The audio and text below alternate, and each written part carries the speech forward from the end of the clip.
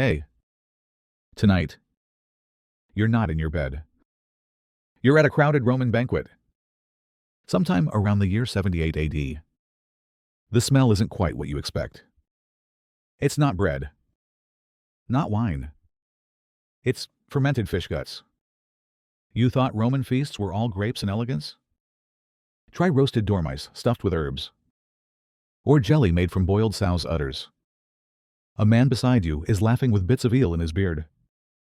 Someone pours wine into your cup, only it's been mixed with seawater, honey, and crushed pearls.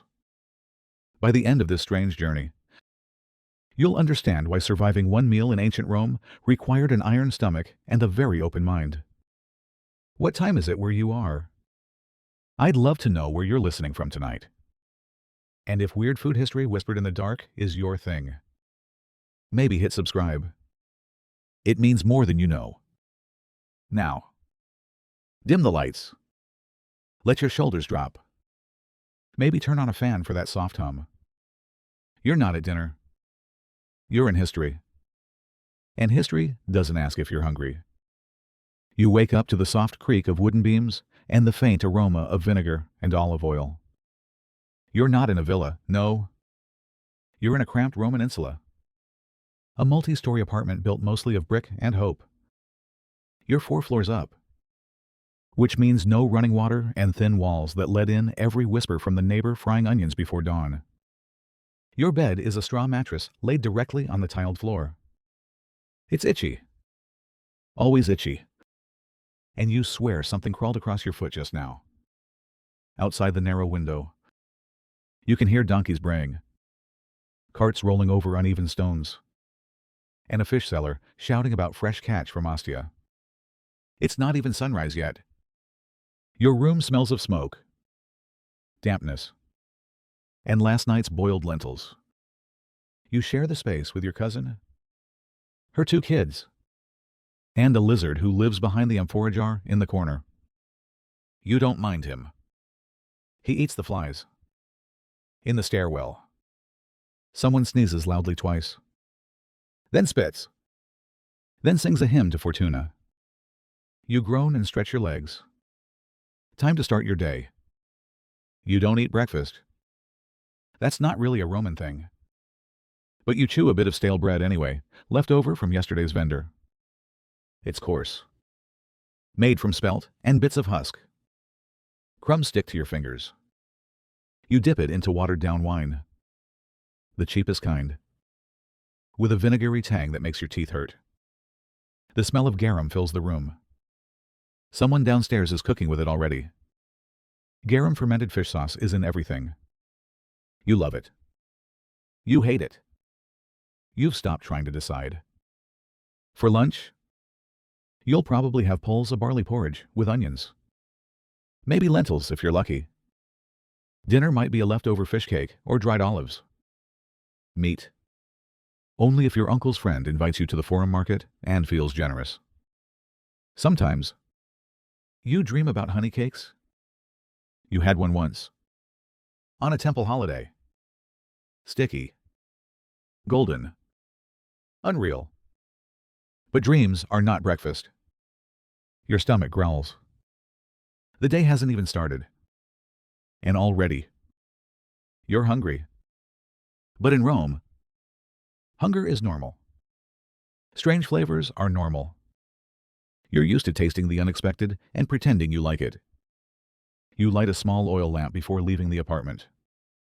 Not for light. For the gods. Every morning, you whisper thanks to the household spirits, lares, and penates. You tap the wall 3 times near the kitchen shelf. Just like your mother did. In the corner, a statue of Mercury leans slightly forward. He's chipped. A bit moldy, but he watches over trade and food. You mutter a quick prayer for safe prices today. Maybe figs won't be so expensive. Downstairs, someone is already chanting to Isis. Across the street, an old man burns incense to Jupiter. Your city believes in everything and fears everything. A bad dream can mean illness. A black cat crossing your path. You turn back and wait 5 minutes. Just in case. You once saw a man eat raw garlic and smear ash on his chest to cure a stomachache. He swore it worked. The gods are everywhere in doorways, in cookpots, even in the smoke from the brazier. You don't question it. You just obey. Because in Rome, food isn't just food.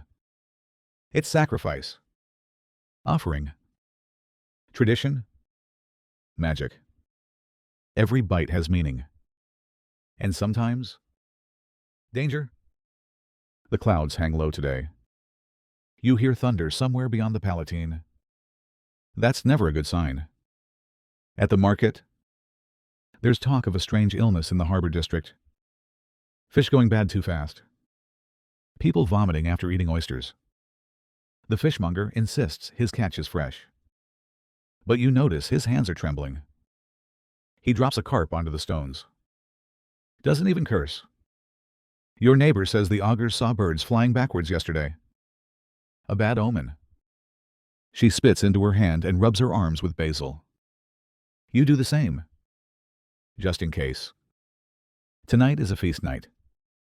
A friend of a friend invited you to dine with some freedmen and a minor official. You're nervous. Not about the company, but the food. Last time you ate at a banquet, they served boiled crane and jelly made from pig's brain. You pretended to like it. Everyone did. No one finishes their plate. But no one says a word. You feel a chill. Something tells you tonight's meal will be even stranger. You're not sure your stomach or your soul is ready. You've never seen so many candles lit for a dinner. The villa glows like a golden cave. Each corner warmed by flickering lamplight. Soft shadows ripple across mosaic floors. Behind you, a musician plucks gently at a lyre. The melody slow, almost sleepy. The cushions beneath you are stuffed with goose down.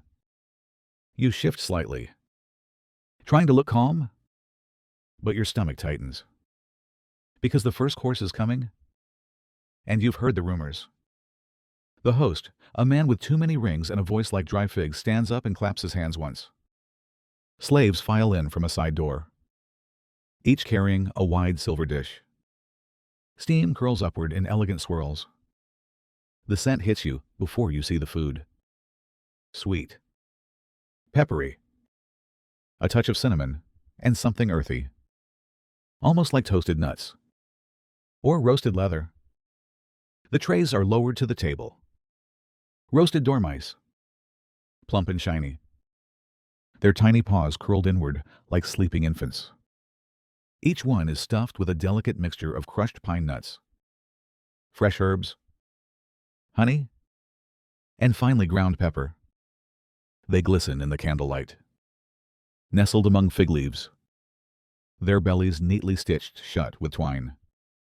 You don't look too closely at the eyes. Most are missing. You pause.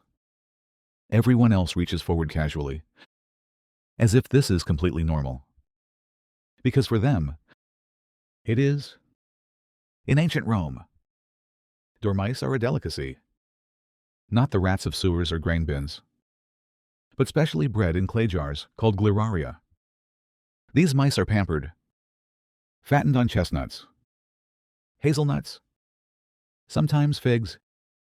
Then, at the perfect size, they're suffocated, skinned, and seasoned. A traditional offering at wealthy banquets served to impress and unsettle. Your fingers brush the edge of the tray. You hesitate. Your host notices and laughs, his wine-slick beard twitching. Don't be shy, he says. The tail crisps up beautifully. So you take one. It's surprisingly heavy. Still warm. The skin is golden and crackling, held tight around the roasted filling. You lift it to your lips. Inhale. And bite. The outer layer crunches slightly. Inside, the stuffing is soft, nutty, fragrant. The honey gives it a subtle sweetness. But beneath that, there's something wild. Gamey. Not foul. Not pleasant. Just unfamiliar. You chew slowly. The texture reminds you of duck. Or rabbit. But lighter. A little chewy. You imagine this is what luxury tastes like when it forgets about comfort. The man to your left nods approvingly. Ah! They did the pine nut stuffing this time. Last month it was liver and dried plums. Too rich. You nod. Swallow. Smile politely. And sip your wine. But the taste lingers. You take another bite. This time with purpose. You tell yourself you're here to experience the real Rome. Not the marble statues. Not the Latin texts, but this, the grease on your fingers. The twitch of a tiny tail between your teeth. This is history. Strange. Intimate. Oddly beautiful. Across the table, a woman with golden bangles bites delicately into her dormouse and closes her eyes. She doesn't speak. Just chews. Then sets the bones aside in a silver bowl marked with Bacchus's face. There is no ceremony. No announcement. Just the casual comfort of people eating animals you never thought were food. Another tray arrives, this one with a small pile of stuffed dormice laid out in a spiral pattern. Heads turned inward. Someone jokes that it looks like a sundial. You laugh. Weakly. Someone else dips their mouse in a small bowl of garum. The smell instantly sharpens the air.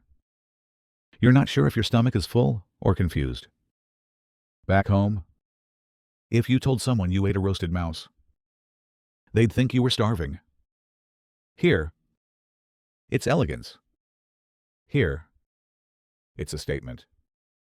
A test of taste, of tolerance, of how well you play the role. And you realize that food in Rome isn't just about hunger. It's theater, power, prestige. A slave clears your plate quietly, replacing it with a small dish of pickled radishes to cleanse the palate. You nod your thanks, still tasting rosemary and rodent on your tongue. You lean back. The lyre music continues. The wine keeps flowing. The host raises a toast to Minerva. Someone giggles.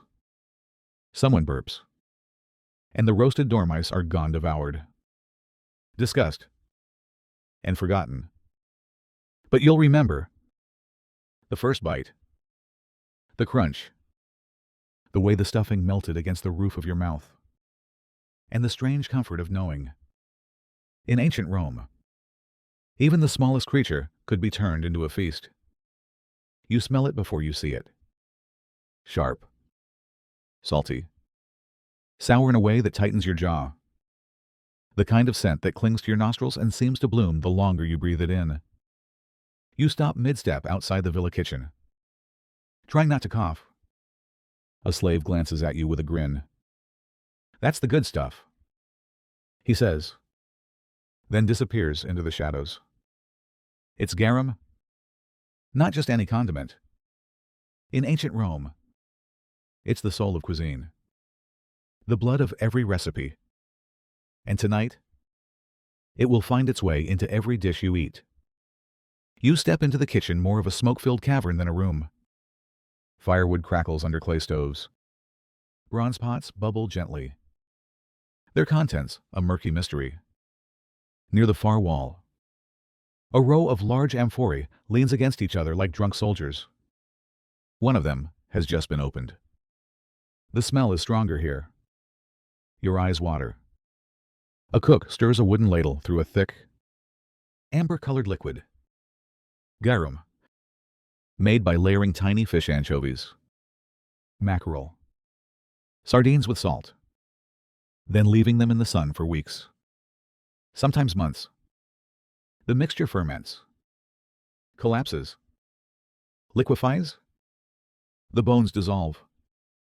What's left is strained through a woven basket. What drips out is pungent. Potent. Precious. You've heard they even fight wars over garum factories in Hispania. A younger boy hands you a taste in a small terracotta spoon. You hesitate. But curiosity is stronger than your nose. You sip. It's like tasting thunder. Salty. Yes. But not like seawater. Rich. Deep. The sharpness of vinegar mixed with the ocean. Smoke. And something meaty. Your tongue curls slightly. But you find yourself going back for a second sip. Somehow. It's addictive. You'll never eat lentils without it again. The cook says, nodding sagely. Even eggs. Especially eggs. You think of the dormouse from earlier.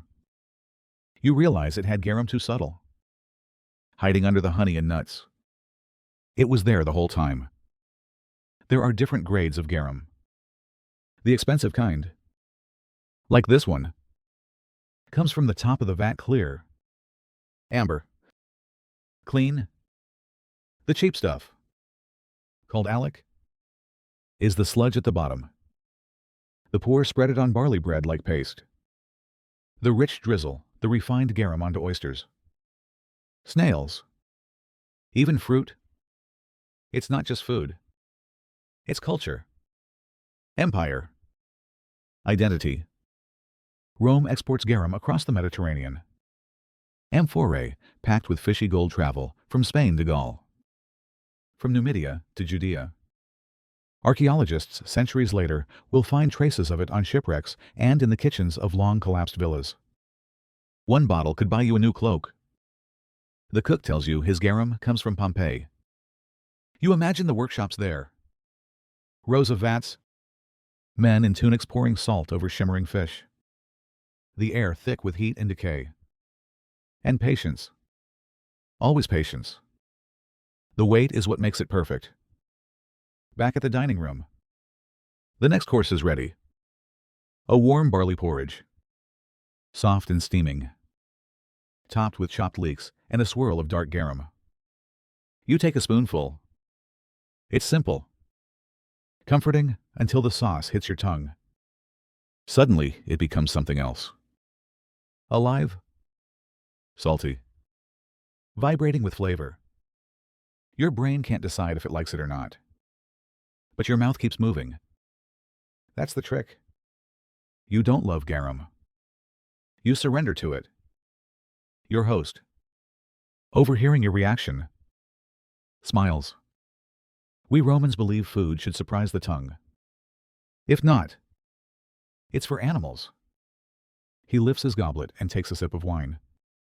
Then dips his finger in the garum bowl and licks it.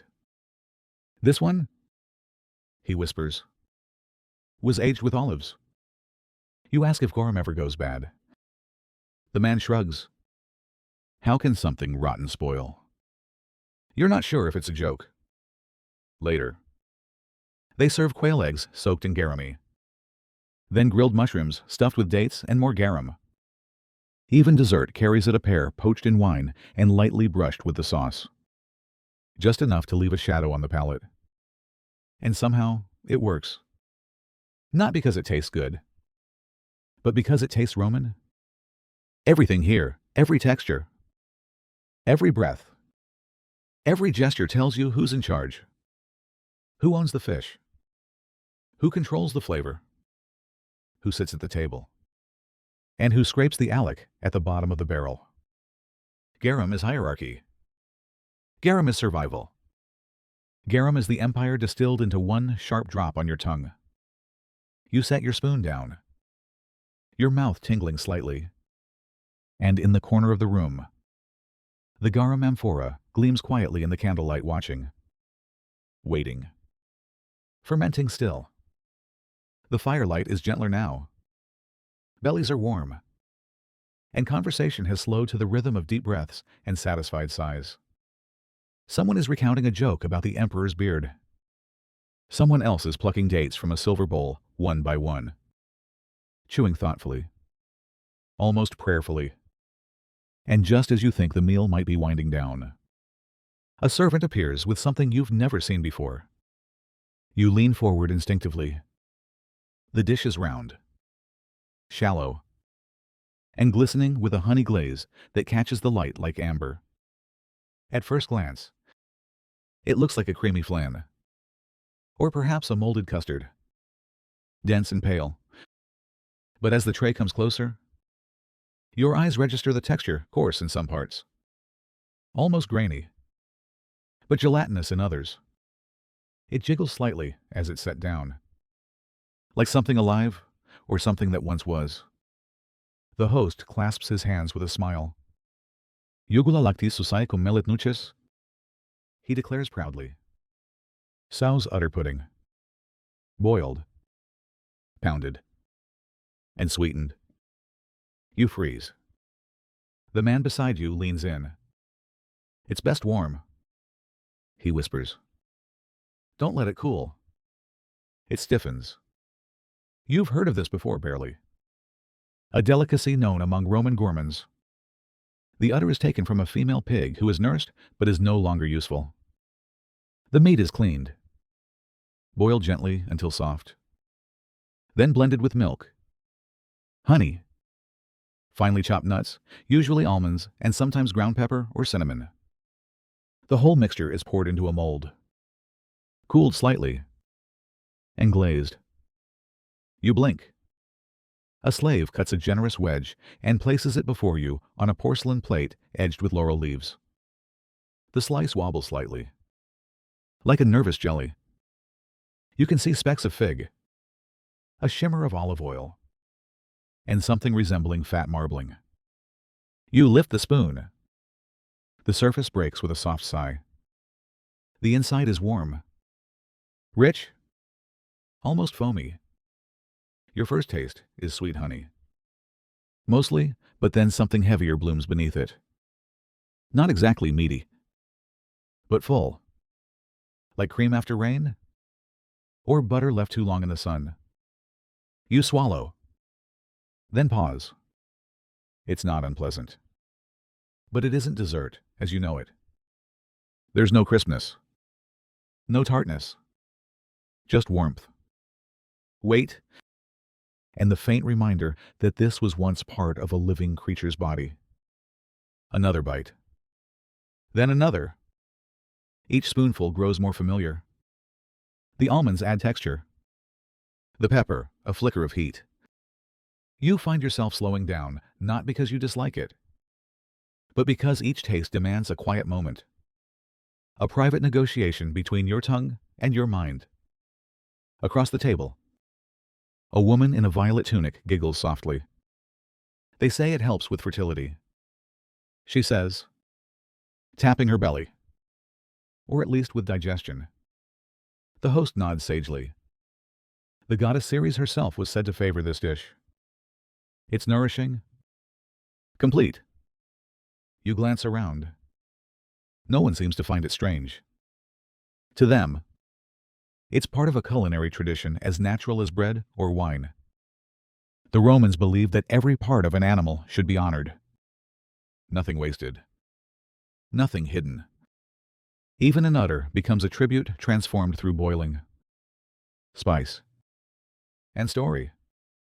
You set down your spoon for a moment and breathe in. The scent is richer now, intensified by the warmth of the room. You catch hints of clove, crushed dates, warm milk, and something fatty that clings to your fingers even without touching the dish. The texture is what stays with you. Soft. Yes, but with small flecks of chew. Like biting into memory. Or mourning. Sweetness mixed with surrender. You wonder who first looked at a pig's udder and thought, dessert. A philosopher at the far end of the table raises a cup of wine. We dine, he says, on what others would throw away. And in doing so, we become divine. A few guests murmur agreement. One man stifles a burp. Another tray arrives with a second batch, this time topped with candied pine nuts and a drizzle of mulsame. Spiced wine syrup. You pass on it. Your portion sits warm in your belly, like a secret. A weight that says, you are part of this now. Someone asks for the recipe. The cook shrugs. You boil what's soft. You sweeten what's forgotten. You trust the gods with the rest. It's not just pudding. It's proof that in Rome, the line between indulgence and unease is paper thin. That beauty can be boiled from the body of a nursing sow and served with honey, and still make a table full of people close their eyes and hum with delight. You wipe your mouth gently. The room has fallen quiet. Even the lyre has stopped. And for a moment, all you can taste is the strange intimacy of it all, the pudding. The hush. The knowledge that in this city, even the leftovers are sacred. You didn't think snow still existed. It's summer in Rome. The kind of heat that bakes roof tiles and warps wooden doors. Even the shadows feel heavy. Cicadas scream lazily in the distance. The air tastes like warm copper. And yet here it is. A bowl of shaved snow, nestled in a bronze tray lined with lavender sprigs and bay leaves. It glistens like crushed pearls under the lamplight, and resting gently atop the fragile flakes, arranged in a precise spiral, are the oysters. Plump, gray-blue, alive. You blink, not because of the cold, but because you're not entirely sure what's happening anymore. The slave carrying the tray looks exhausted. His arms tremble slightly as he lowers the burden onto the table. There's no applause, just quiet murmurs of admiration. The woman beside you leans in. From Baiae, she whispers. Brought in at dawn. The snow came from the Apennines. Packed in straw. Rushed by mule. You try to imagine it. Men racing through mountain passes in the dark, carrying ice like treasure.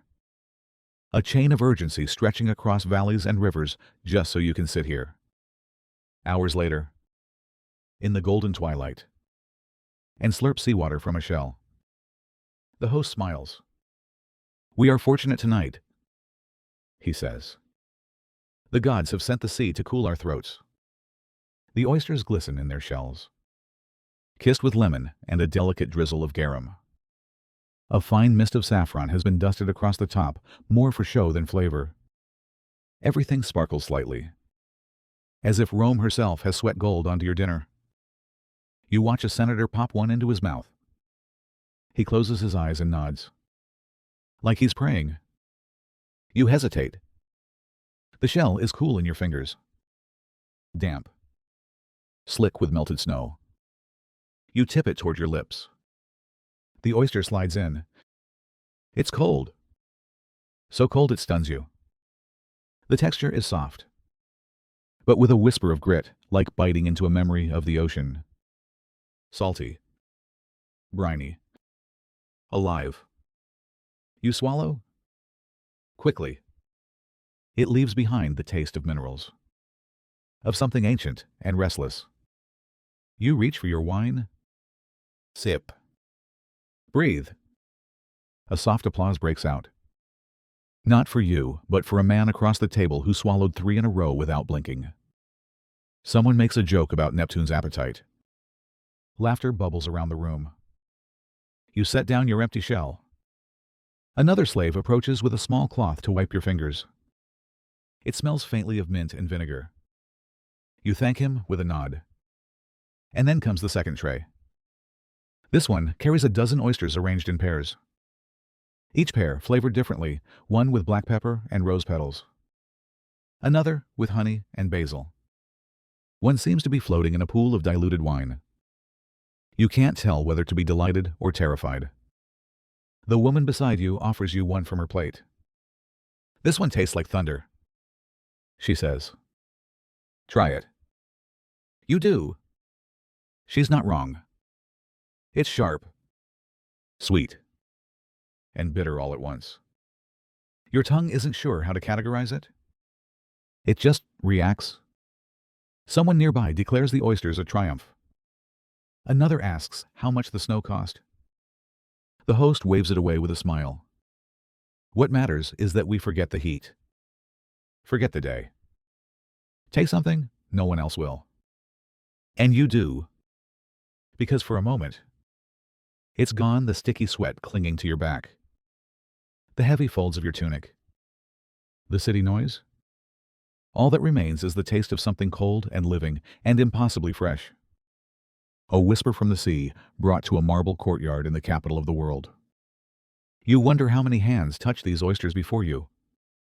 How many servants rushed. Horses galloped. Ropes pulled.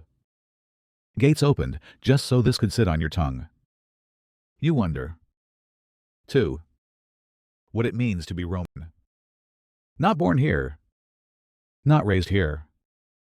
But now, in this moment, consuming the impossible with the ease of entitlement. A man to your left licks the shell clean and chuckles. The snow tastes of honey, he says. Or maybe that's just my imagination. You finish your third oyster, and for the first time tonight, you don't feel like an outsider. You feel like someone the sea came looking for. It looks so innocent. Laid neatly on a carved wooden tray, nestled in a bed of mint leaves and fresh parsley. The eggs arrive without warning.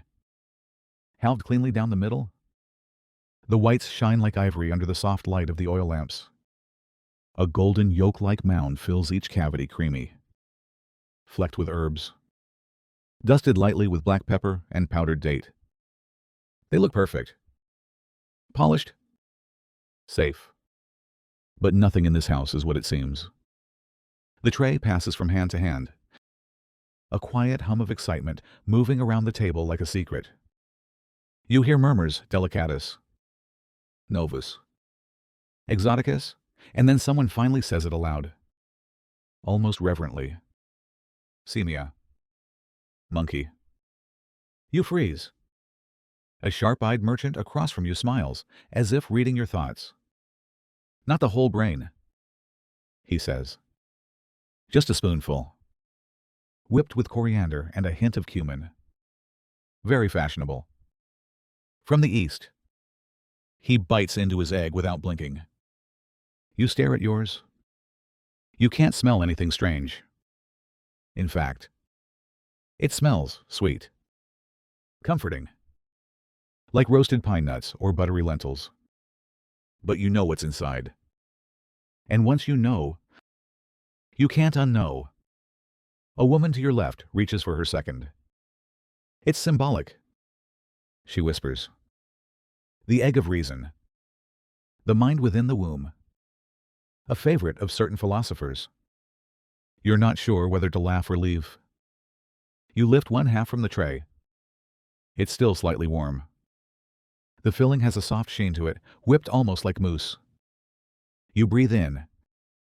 No sourness. No stench. Just a hint of pepper and honey. Your hand trembles slightly. You bite. The texture is the first surprise. Smooth. Creamy. Richer than egg yolk. But not heavy. There's a slight nuttiness from the pine nuts. A whisper of sweetness from the dates. Then the herbs bloom coriander. Maybe a touch of fresh bay leaf. But beneath it all, behind the spice and softness, there's a flicker of something deeper. Earthy. Almost metallic. Like tasting memory. You chew slowly. Very slowly. Your body isn't sure how to react. You imagine the cook, standing over the stone mortar, grinding brain with honey and crushed herbs until it lost its shape, until it became what it needed to be. Palatable. Elegant. Romantian. The woman beside you hums in approval. They say the best ones are taken from the youngest monkeys. Fearless flavor. You glance at her. She's licking a smudge from her finger with the precision of someone tasting power. Another guest dips his egg in garum. Just a drop, he says. Brings out the irony. You set your shell down slowly. A man across the room, a minor poet, raises his voice slightly. The egg is perfection, he announces. It holds birth and death. The outer shell, so pure. The inside, so wild. And tonight, my friends, we devour both. Polite applause follows. You nod along, unsure if you're dizzy from the speech or from what you just ate. The host gestures, and more trays arrive. Some of the eggs are flavored with saffron, others with crushed olives or cinnamon. One bold version is topped with fried silphium, a now extinct herb once prized for its bitterness. Every plate is a variation on the same contradiction. Comfort wrapped around the unfamiliar. You begin to notice who's eating them, and who isn't. The patricians eat without flinching. The scholars pause, then chew with eyes closed, as if seeking meaning. A few guests avoid the dish entirely, laughing it off with polite excuses. And you caught somewhere between curiosity and nausea are still holding the aftertaste on your tongue. It's not bad. That's the unsettling part. You expected horror, revolt. But what you got was elegance. A sweetness that disguised itself as something simple. A ritual that turned taboo into delicacy. You realize now, this isn't about food. It's a test. Not of courage, but of civility, of how well you play along with the absurdity of luxury, how effortlessly you can consume the mind of another creature and then compliment the cook. It's about power. The Romans don't eat monkey brains because they're hungry. They eat them to prove they can, to tame the wild, to fold the unthinkable into something soft and spiced and shaped like an egg. You reach for your wine. The flavor lingers still, somewhere between your teeth and your thoughts. Someone nearby begins to recite poetry in Greek. Someone else whispers a request for candied beets to clear the palate. The trays are cleared silently. Swiftly, the eggs disappear, leaving only their scent and their symbolism behind. And you sit there, wondering, what else in this city is beautiful, only because you don't ask too many questions. The room has grown quiet again. Dinner has stretched into the evening, and the light has softened into a golden haze. You're no longer keeping track of the courses.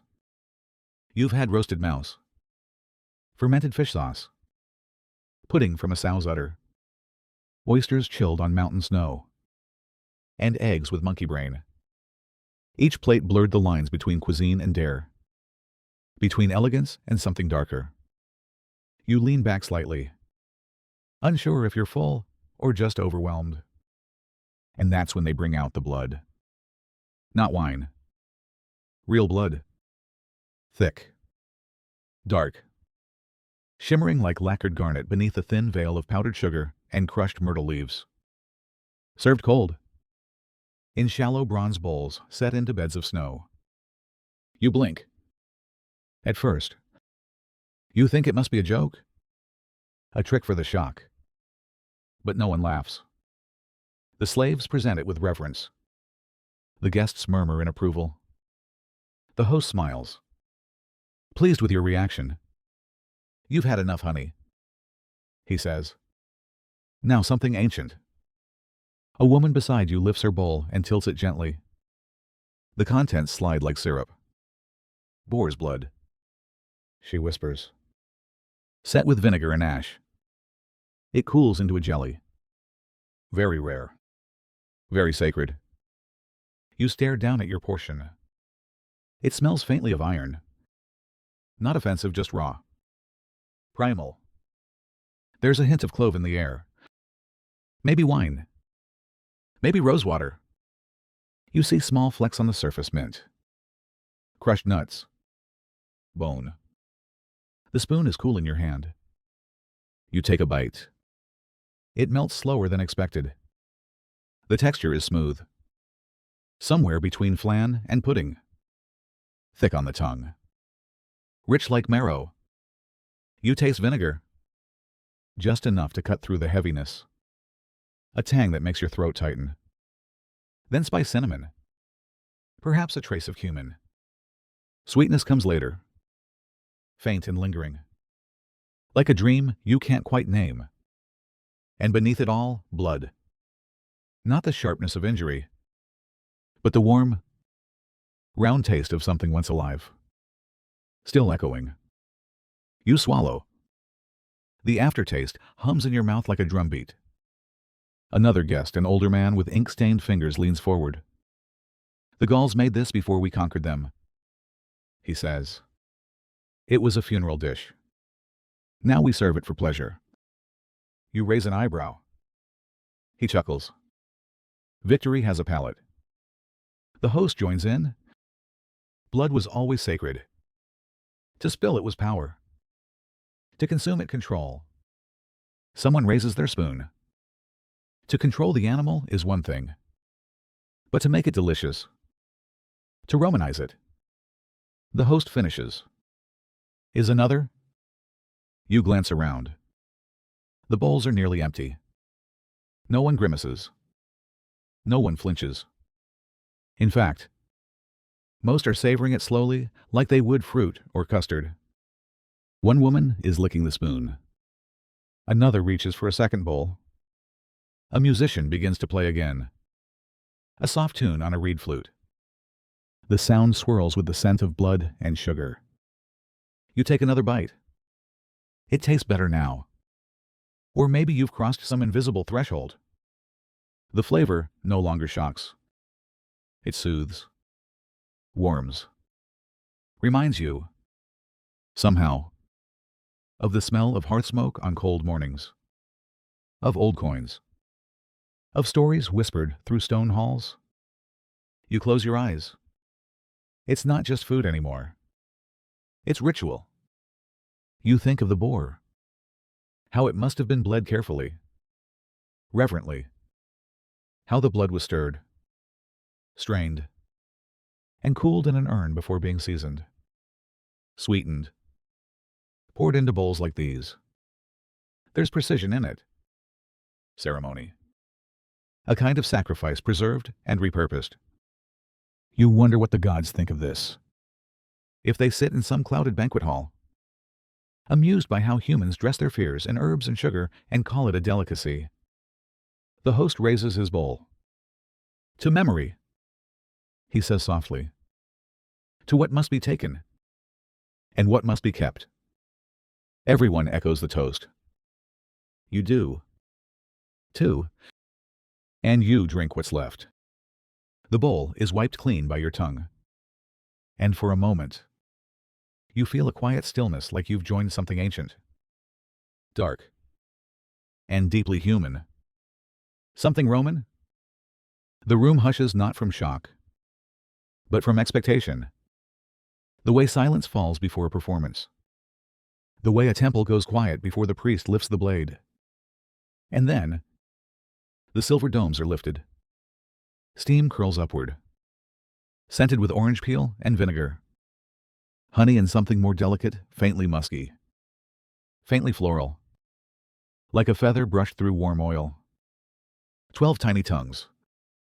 Pink. Curved.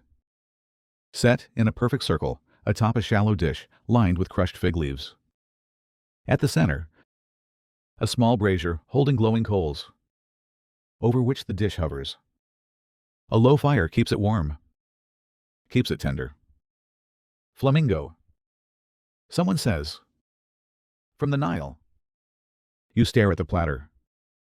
Each tongue is smaller than your thumb. Perfectly cooked. Their surfaces glisten with a reduction of mulsome spiced wine and bitter orange.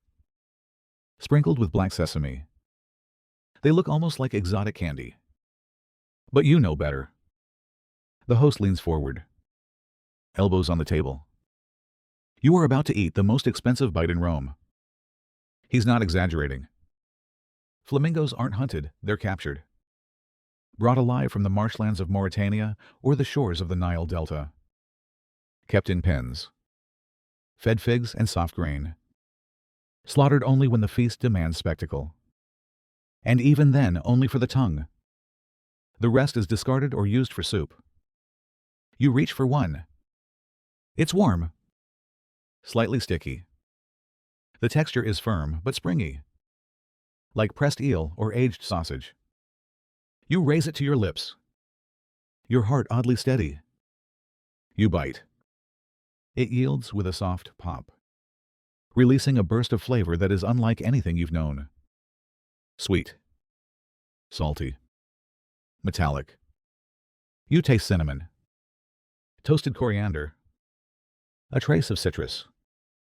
But beneath it all, there's something elusive, almost perfumed, almost sensual. You close your eyes. 1 second. 1 bite. And it's gone. Someone sighs nearby. A woman wipes the corner of her mouth with a rose-colored cloth. It's not just the taste, she murmurs. It's the texture. The knowledge. The rarity. You nod. Your mouth tingles. Another guest laughs. You know why it's the tongue. Don't you? The table listens. Because it's the only part of the flamingo that never touches the dirt. It's the voice. The music. The mystery. We eat it, and we steal the elegance. A poet's explanation.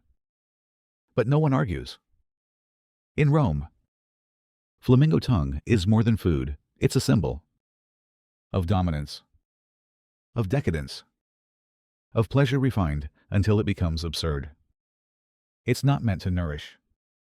It's meant to provoke, to seduce, to remind the guests, and yourself, that luxury is choice, taken to its most delicate limit.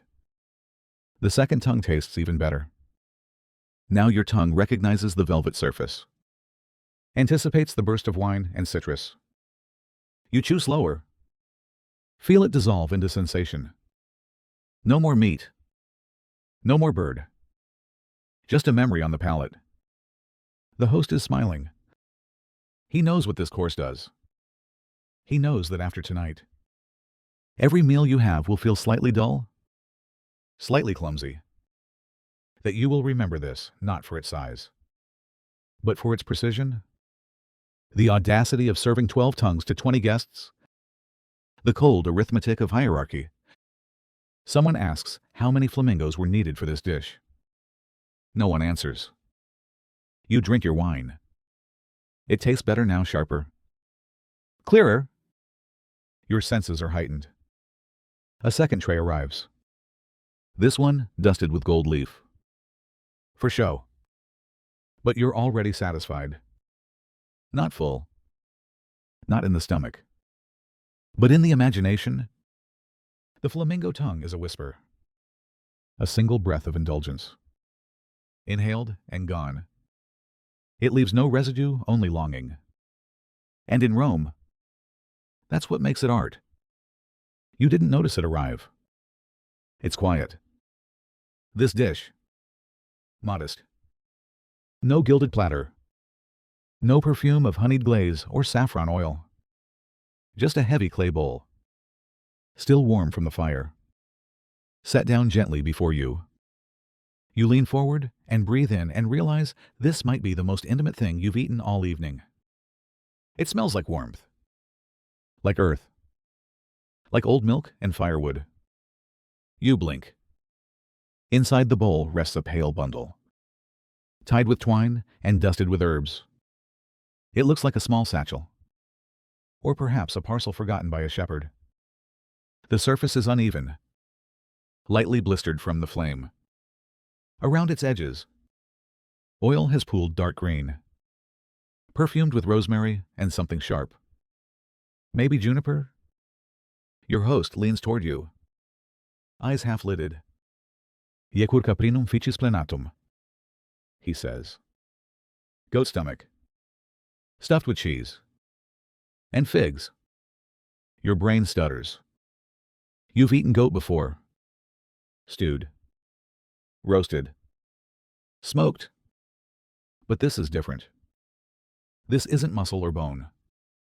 This is an organ turned into a container. A skin.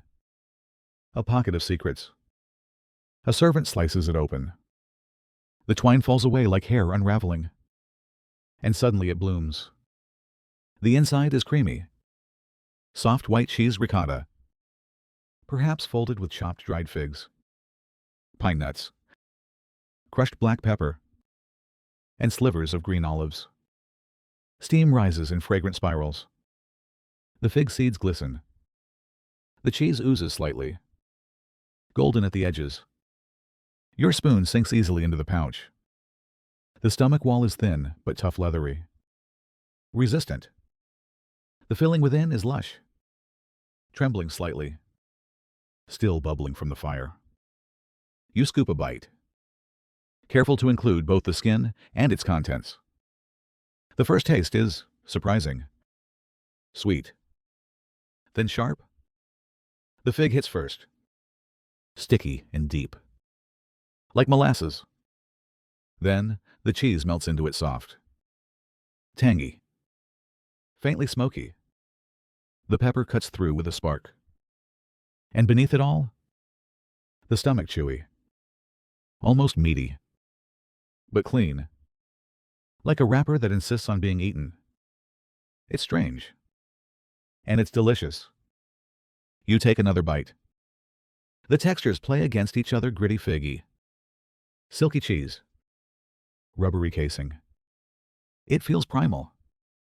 Like something stolen from the fire pit of a nomad tribe. Yet it's sophisticated. Balanced. Roman. You ask the host how it's made. He grins. The goat must be less than a year old. Female. Fed on thyme. The stomach is cleaned with snow and vinegar.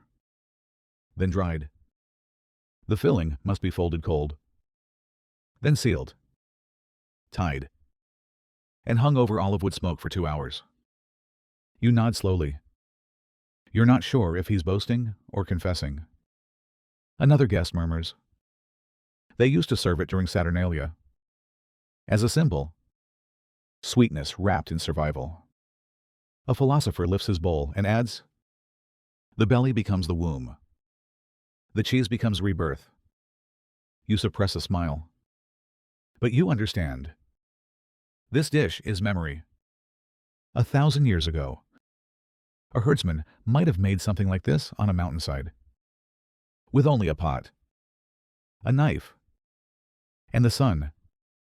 Now, here it is refined. Plated, served with wine and poetry, but still holding the taste of hardship. Still whispering of goatskins and fire. Someone dips their bread into the oil at the bottom of the bowl. You do the same. It's bitter and buttery. You let it sit on your tongue until the rosemary fades. There's silence at the table now.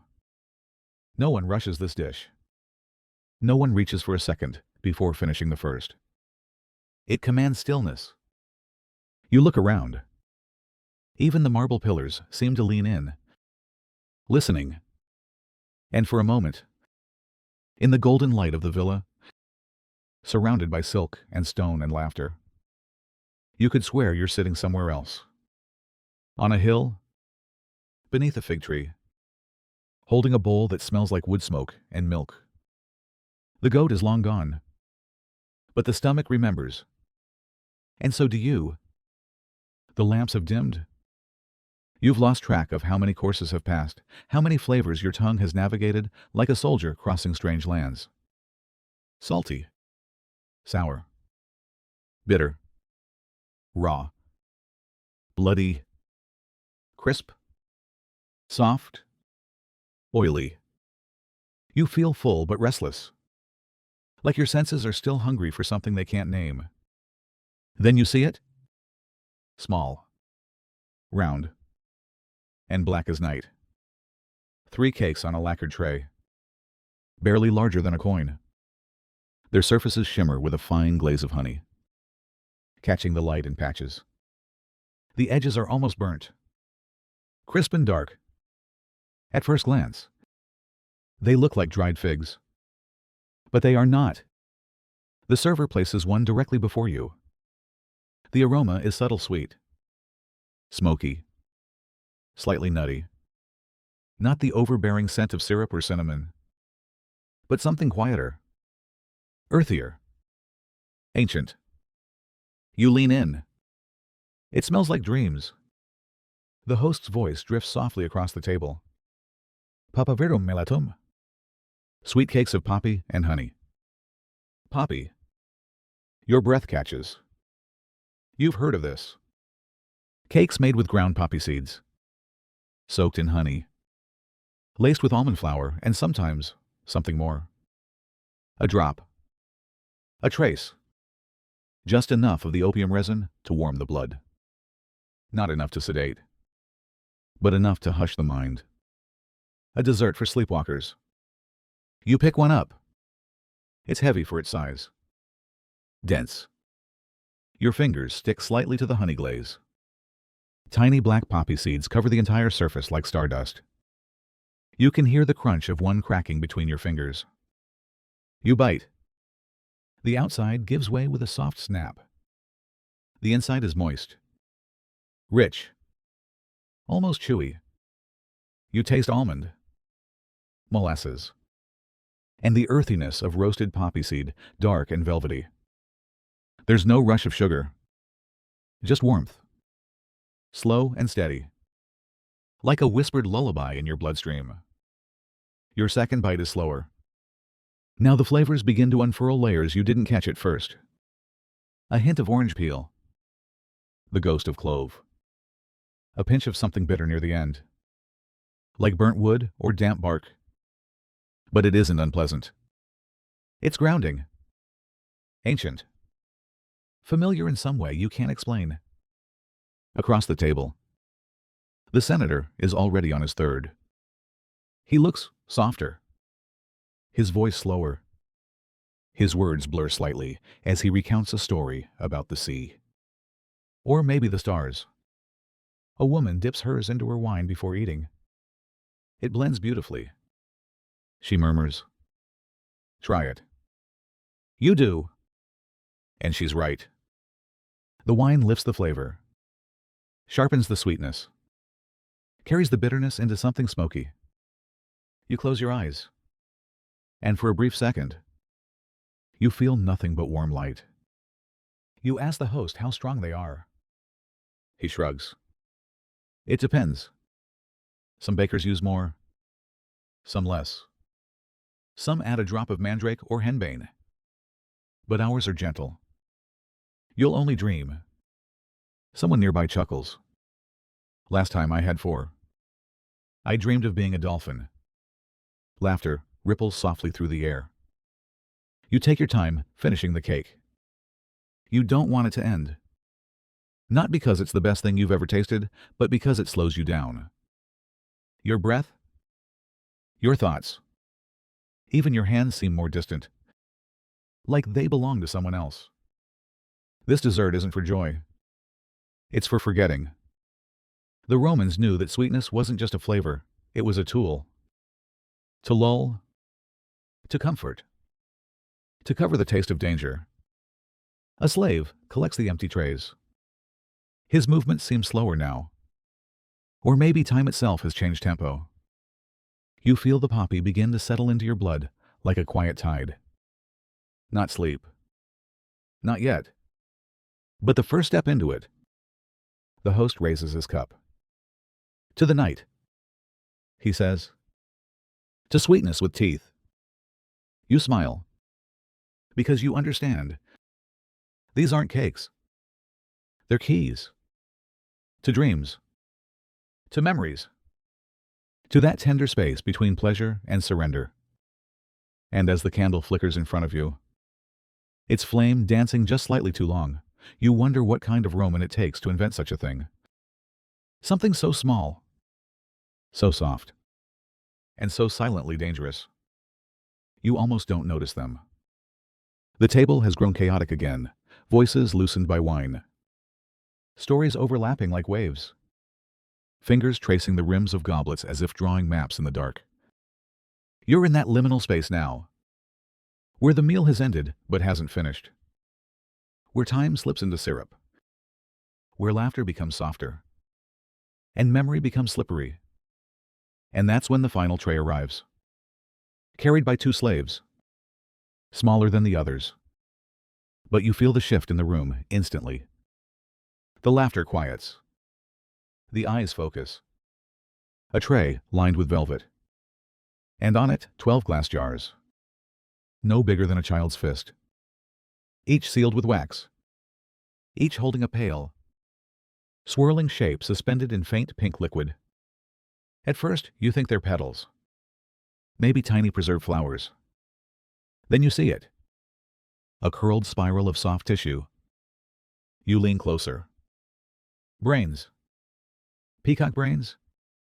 Floating gently in rosewater and vinegar, with thin strands of saffron and slivered almonds swimming beside them like delicate sea creatures. Each jar contains one brain, and each brain has been carefully folded, as if trying to sleep. Your host does not explain. He doesn't need to. This is the finale. You're handed one. The glass is cool against your palms. You turn it slowly, watching the golden strands dance around the soft, pale lump inside. The scent escapes through a small crack in the wax floral. Acidic, faintly metallic, a breath of perfume from a tomb. You remove the seal. The smell blooms instantly. Rosewater. Yes, but also something darker. Like wet stone. Like forgotten sweetness. Like silk dipped in salt. You're given a small spoon. Bone-handled. Polished. You break the surface.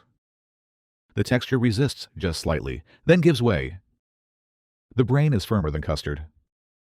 Looser than meat. Your spoon lifts it out in one gentle scoop. The saffron clings to it like threads of gold. You hesitate. Then taste. It dissolves slowly. Rich. Oily. Delicate. The rosewater hits first fragrant. Seductive. Overwhelming. Then comes the vinegar sharp. Bracing. Almost cleansing. And beneath it all, the brain. Soft. Fatty. Intricate. It tastes like memory. Like something you weren't supposed to touch. Your mouth fills with warmth. It's not delicious. But it is unforgettable. A woman across the table exhales like she's just heard music. They say peacocks never rot, she murmurs. Their flesh resists time. Their brains hold wisdom. You nod. Though you don't fully understand. Another guest adds, the Greeks believed peacocks were sacred to Hera, that their eyes saw beyond this world. When you eat this, you see with them. You close your eyes for a moment. It's hard to tell what you see. The rosewater lingers in your throat like incense. The oil coats your lips. The vinegar sharpens your breath. You take another bite. This one is different. You taste almond now. And something else, like smoke. Or ash. Not burned, but faded. A sensation of age. A poet lifts his jar in a quiet salute. To the end of the bird, he says, and the beginning of the dream. Others join him. You sip wine. Let it mix in your mouth. The flavors don't clash. They fuse like a strange perfume made of feathers and fire. The brain disappears too quickly. You scrape the bottom of the jar. Just a petal of saffron left. Just a ripple of scent that won't leave your hands. The server offers another. You decline. Not because you're full, but because some things should only be tasted once. The peacock brain is not about hunger. It's not about nutrition. It's about reverence. About the madness of believing that consuming something rare and beautiful makes you closer to its mystery. You lean back. The room around you blurs. Or maybe your mind is too full. Too thick with rose and oil and heat. You feel distant from your own skin. The host raises his goblet once more. To Rome. he says. Voice calm, almost solemn. Where we eat what others only dare to name. And in the soft glow of dying candles, as a final note from the lyre fades into silence, you feel something flicker in your chest. Not pride, not disgust, but awe, because you realize you've eaten a bird's mind. And what it's left behind is now yours to carry. You almost miss the next course.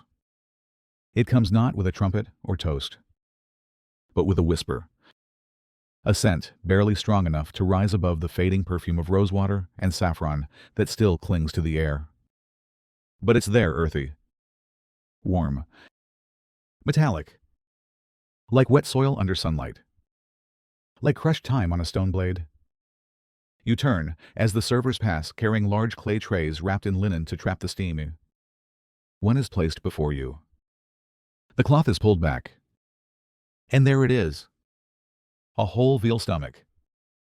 Not large, no bigger than a curled cat, stitched shut with linen thread, browned gently by smoke. Its surface glistens with oil, flecked with rosemary, crushed black pepper, and crumbles of dried mint.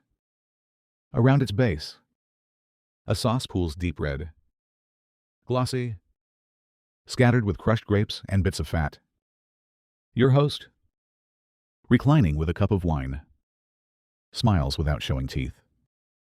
She was only 5 months, he says, still suckling when taken. The woman next to him nods as if discussing a wine vintage. The younger the stomach, the thinner the wall, more absorbent, more honest. You reach for your spoon as the stomach is sliced open. It parts like warm cloth, spilling its secrets in slow motion.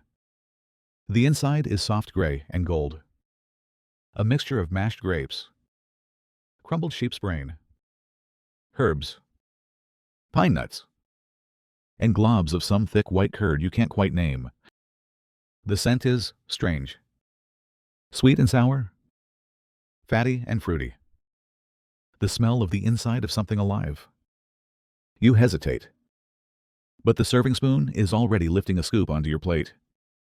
The stomach wall, though cooked, is served with it chewy, thin, like meat turned into parchment. It folds gently beneath the filling, like a blanket. You bring it to your mouth. The brain melts first. Creamy, warm, almost foamy, like marrow, but less defined. The grape arrives next, bursting with acidity, then sinking into a honeyed aftertaste. The two combine strangely. The sweet fruit, the fatty brain, then a crunch from a pine nut, a sting of mint, and somewhere in the middle, the unmistakable flavor of blood. You chew slowly. It's not revolting. It's not comforting. It's something else entirely. You take another bite, this time with more stomach lining. It adds resistance. A chew that makes you work, makes you think, like skin that refuses to be forgotten. The host dips a crust of bread into the sauce. This was a warrior's food once, he says softly. Eaten before battle. They believed it sharpened the senses, gave the eater 2 minds, one calm, one wild. You wonder which mind you're feeding now. Another guest says it was a funeral dish.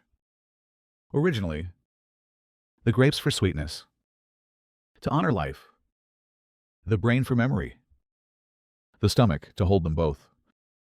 A recipe for grief disguised as indulgence. The woman beside you sighs. It tastes like dying slowly. But with dignity, you nod. Not because you agree, but because you feel it too. There's something about the dish that slows you down. It's rich, but not decadent. Soft, but not gentle. You feel it in your ribs, in your throat, like it's not feeding your body, but settling somewhere deeper. You try to imagine the preparation. A young calf slaughtered before its first winter. Its stomach removed, scraped, soaked in vinegar and wine. Then stuffed with a careful balance of crushed sheep brain, harvested warm and ripe grapes. Hand-split and deseeded. All of it bound together with fat and herbs. Sewn shut. Roasted slowly over almond wood. Not a meal. A ritual. Your third bite is easier. Now you recognize the logic of the flavors. The balance between decay and sweetness. Between texture and silk. Between what nourishes and what dares. This is what Rome does best. It takes the parts others fear organs. Awful. Symbols of death, and turns them into something exquisite. Not to hide the origin, but to force you to look at it more closely. Your plate is nearly clean. You drink wine. It cuts the fat perfectly. You feel the warmth spread in your chest, into your shoulders, behind your eyes. The lyre plays again. Soft. Circular notes. Like turning back. And in this moment, you realize Rome doesn't serve you food. It serves you decisions. What you eat. What you swallow. What you accept. And what stays with you long after the taste is gone. At this point in the evening, nothing surprises you. You've eaten dormouse, brain, blood, even tongue carved from birds with feathers like fire. You've drunk wine steeped with rose ash, tasted snow hauled down from the Alps. Let your breath slow with poppy. So when the final dish comes in a simple wooden plank, holding what looks like a coiled rope of meat, you don't flinch. But you do lean closer. And what you see is not rope. It's serpent. A long, narrow cut of grilled snake twisting upon itself like a sleeping god wrapped in layers of glistening, translucent casing. Intestine. Pig or lamb? It's hard to say. It clings to the meat like a second skin. Blistered in parts. Golden with fat. Blackened slightly at the curves. The air around it smells smoky. But beneath that, there's a sweetness too. Faint fennel. Burnt garlic. Crushed bay. The host doesn't say a word. He simply gestures toward the platter. A slave slices the coil with a bronze knife. The cross-section is delicate. White. Firm meat of the snake. Coiled inside the slightly gelatinous casing. Marbled with flecks of stuffing ground almonds. Raisins. Pepper. Perhaps a touch of honey. Your slice is placed gently on your plate. It wobbles. Slightly. You lift it with your spoon. The casing stretches. Then yields. You bite. The first thing you notice is the crunch. Snake meat is lean. No fat. It flakes like fish, but chews like chicken. With a faint mineral tang. But the casing, oh! The casing adds something else entirely. It's rich. Slippery. Full of charred oil and spices soaked through the fire. The flavor builds. Sweet and salt. Heat from black pepper. A softness from the raisins. Then the unmistakable bite of something iron-rich blood. Maybe. Or liver mashed into the stuffing. Your mouth works slowly, decoding it all. You swallow. It stays with you. Not unpleasant. But ancient. The host speaks at last. Romans call this coluber and vulva. Snake and womb. You stop chewing for a second. He smiles. A joke. But also not. The woman next to you leans in. Eyes soft. Snakes are rebirth. Intestines are life. This dish is prophecy. You nod. You don't know why. But you nod. Another guest adds. In the East, they say eating snake sharpens the eye. In Rome, It sharpens the will. Someone else cuts their coil open. Steam escapes. You see the white spine of the snake, curled like a poem. You take another bite. It's better now. Warmer. The flavors blend. The stuffing softens into paste, soaking the meat. The casing crackles in parts, then melts. There's nothing bland about it. It's vibrant, alive, as if the fire didn't kill the creature, just changed its shape. You ask how it was prepared. The host explains. A small serpent, caught near the Tiber marshes, bled carefully, the skin removed. The meat poached first in vinegar, then cooled. Then, wrapped in intestine, cleaned by soaking overnight in wine and salt, stuffed with fruit and nuts. Brushed with garum. Tied with linen string. Then grilled slowly over almond wood and rosemary until crisp. A process both violent and precise. Everything we eat, he says, once moved. We honor that, or we pretend we never saw it. You glance at the tail on your plate. It curls slightly upward, as if trying to remember movement. You finish the portion. Your lips are oily. Your mouth is warm. The aftertaste is earthy, almost smoky, with a hint of something metallic. Someone asks for more. The platter is nearly gone. You sip your wine again. It tastes different now. Cleaner. Sharper. Or maybe your mouth has been remade by the serpent shed its old preferences. Grown new ones. The poet sighs. Snake and gut. Bound and burned. A perfect Roman love story. Laughter floats. Soft and strange. And you think to yourself, only here, in this city of marble and myth, could something so primal, so visceral be served as delicacy? Wrapped in symbolism. Drenched in honeyed smoke. You look at your hands. They smell like fire. You are not sure if you're hungry anymore, or if you've become something else entirely. You lean forward as the next dish is set before you. It's unlike anything you've seen, yet a shallow, circular bowl of translucent jelly that shimmers under the candlelight like liquid glass. The scent is subtle but sharp.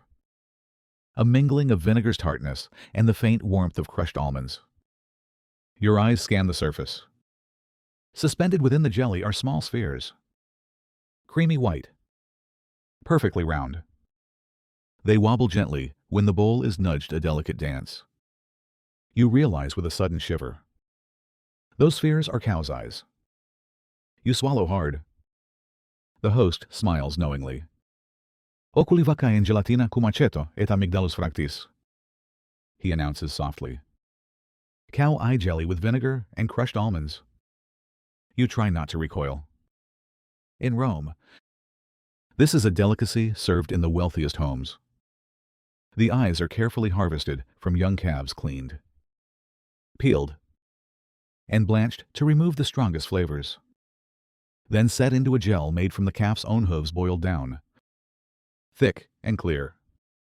The vinegar cuts through the richness, balancing the natural gelatinous texture. Almonds crushed into tiny shards provide crunch and a whisper of sweet nuttiness. You take a spoon. The first bite is cold and smooth, sliding over your tongue like liquid silk. The jelly melts quickly, leaving behind the soft, almost creamy texture of the eye itself. You chew slowly. It's unlike any meat or fish you've had. The eye's flavor is delicate but unmistakably rich, like the faintest hint of marrow mixed with the texture of soft cheese. The vinegar sharpens the taste, making it alive. The almonds crackle pleasantly, breaking the monotony of the jelly's softness. You wonder how the Romans discovered this. How someone looked at the eye, a strange, alien organ, and decided it belonged on a feast table. Across from you, a senator swirls the wine in his cup. His eyes half-lidded. A symbol of vision. he says. To see beyond the mortal coil. You think about that. Eating an eye to gain insight. Consuming vision itself. It's unsettling. Fascinating. You take another bite, letting the flavors settle. The coolness of the jelly contrasts with the warm firelight. The crunch of almond against the soft eye. The sharp tang of vinegar dancing on your tongue. The room feels quieter. Even the musicians seem to slow their pace, as if acknowledging the reverence of the moment. You notice the eyes of the guests, some curious, some amused, others cautious. You are neither. You are absorbed. The dish is not just food. It's a meditation. On life. On perception. On what it means to look and to be looked upon. The host nods approvingly. In Rome, we eat the parts that tell the story. And this jelly fragile, translucent, strange as a story told in flesh and vinegar and almond. You finish your portion slowly, savoring every nuance. And as the candles flicker and the night deepens, you realize this is what makes Roman food unforgettable. Not just the flavors, but the daring, the ritual, the invitation to see the world through new eyes. The tray arrives quietly, almost reverently. You barely notice at first a small wooden box, lined with fresh leaves, and nestled inside, tiny creatures, no bigger than your thumb. Their fur is soft, pale as dawn, and glistens under a thin coating of golden honey. Milk-fed mice. You stare, unsure if you are meant to eat them or merely admire their fragile beauty. The host leans in, eyes gleaming with pride. Mus lactantibus melata, he says softly. Preserved in honey. A treat for those who appreciate subtlety. The room falls into a hush. No one rushes to pick one up. You reach out slowly. Your fingers tremble. You pick up a mouse by its tail. It feels sticky, sweet, almost alive. You bring it closer. The scent is strange, a blend of warm milk, floral honey, and something faintly earthy, like fresh hay. You hesitate. Then, with a quick breath, you bite. The skin is tender, the flesh inside soft, surprisingly mild, almost creamy. The honey coats every bite, wrapping the subtle gaminess in warmth and sweetness. It's like eating a memory of spring newborn animals, blossoming flowers, sunlit fields. You chew slowly, savoring the paradox. The sweetness disguises the wildness beneath. The sharpness of an animal too young to have tasted much else but milk. Across the table, a woman smiles gently.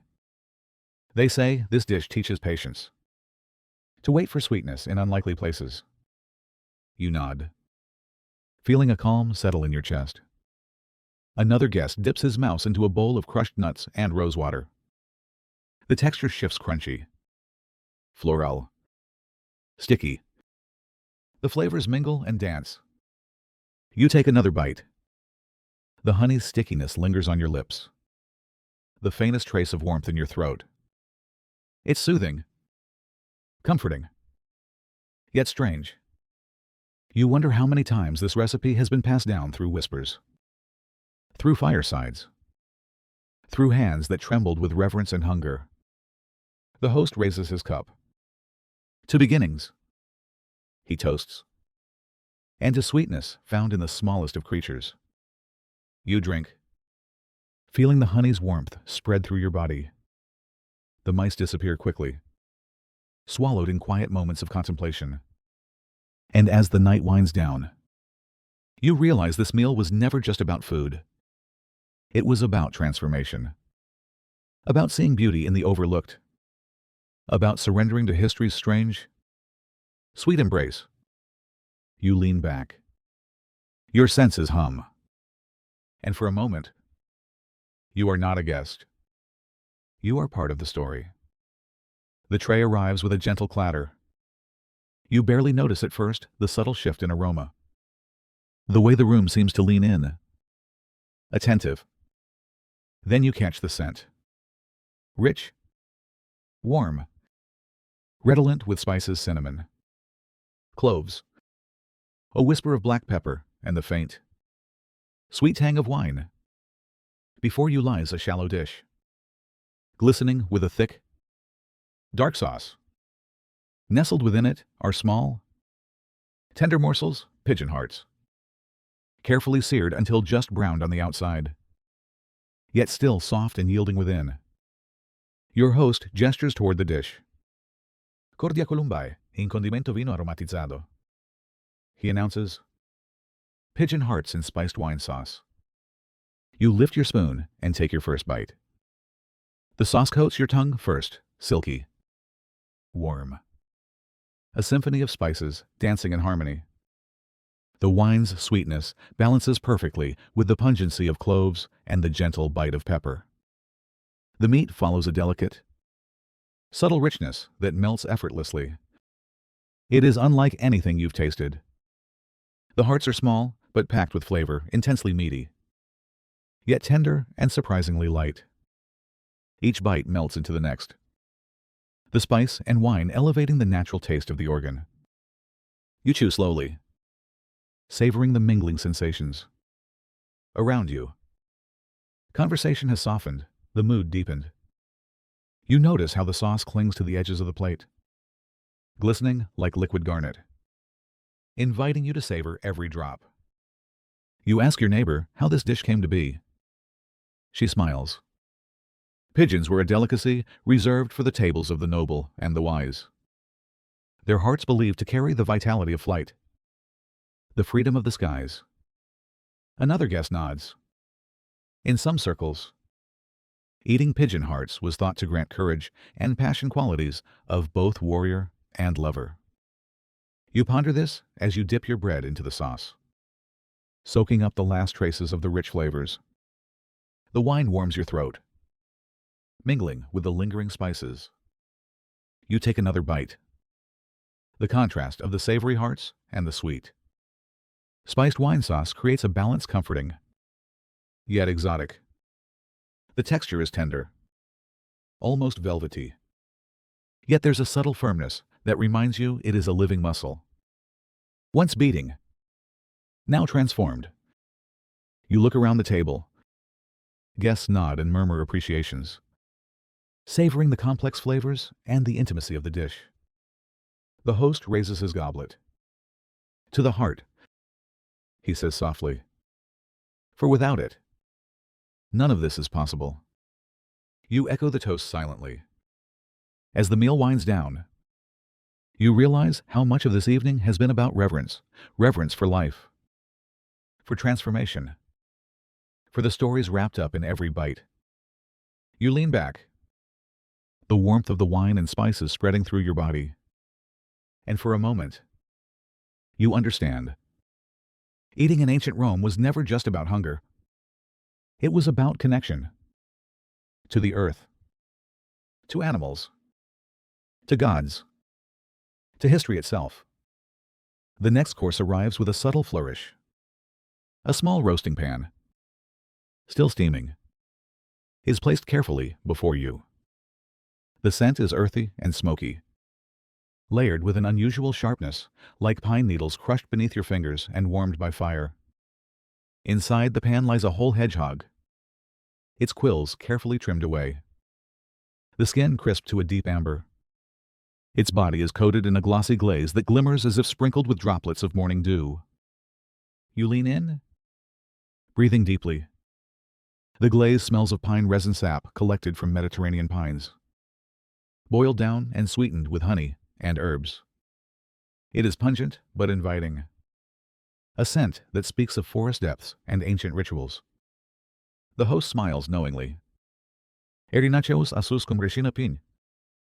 He announces roasted hedgehog with pine resin glaze.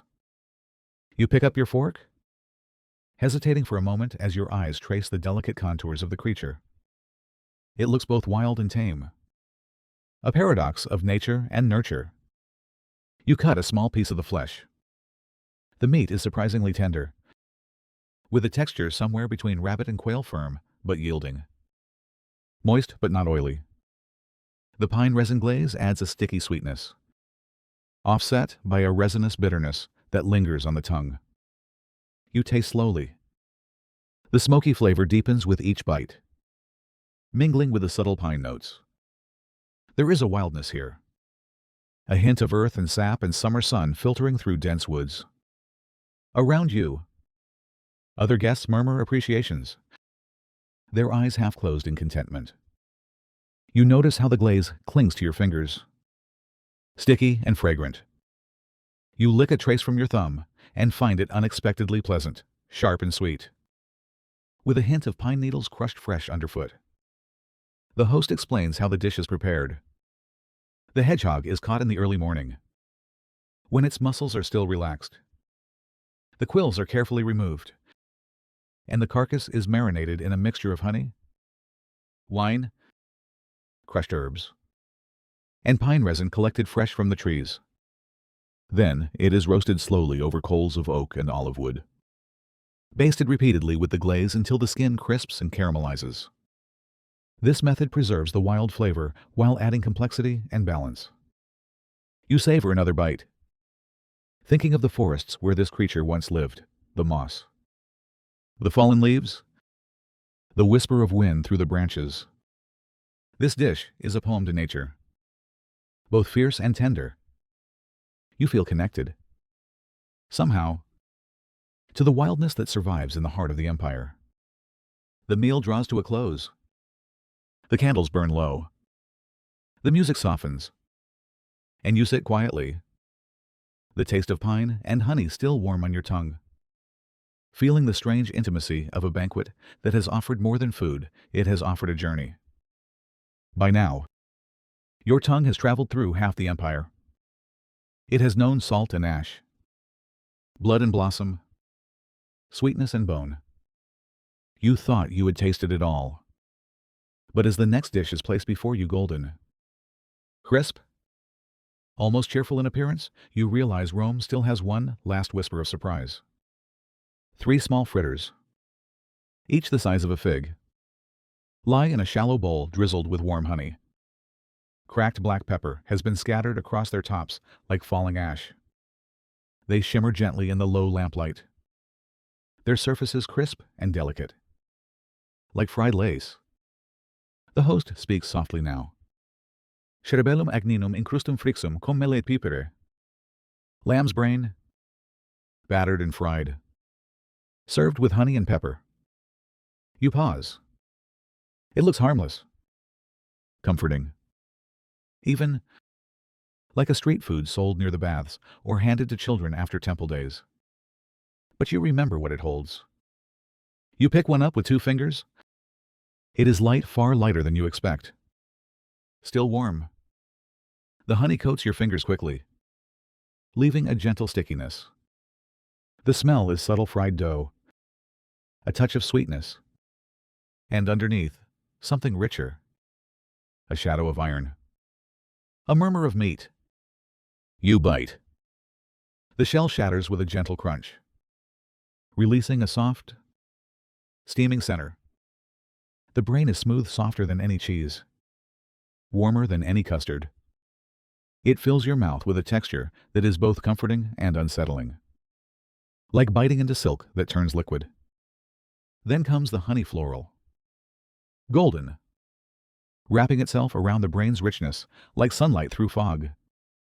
And after that, the pepper, a sharp, black crackle, a jolt of heat against the velvet smoothness.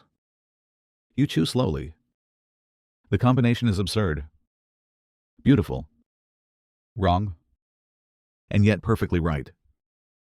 The guest beside you nods knowingly. The trick is, in the contrast, texture and heat, sweet and soft. The pepper wakes the tongue. The honey soothes it. And the brain reminds it. You take another bite. Now that you know what to expect, The flavors expand. You taste thyme in the batter, a hint of citrus.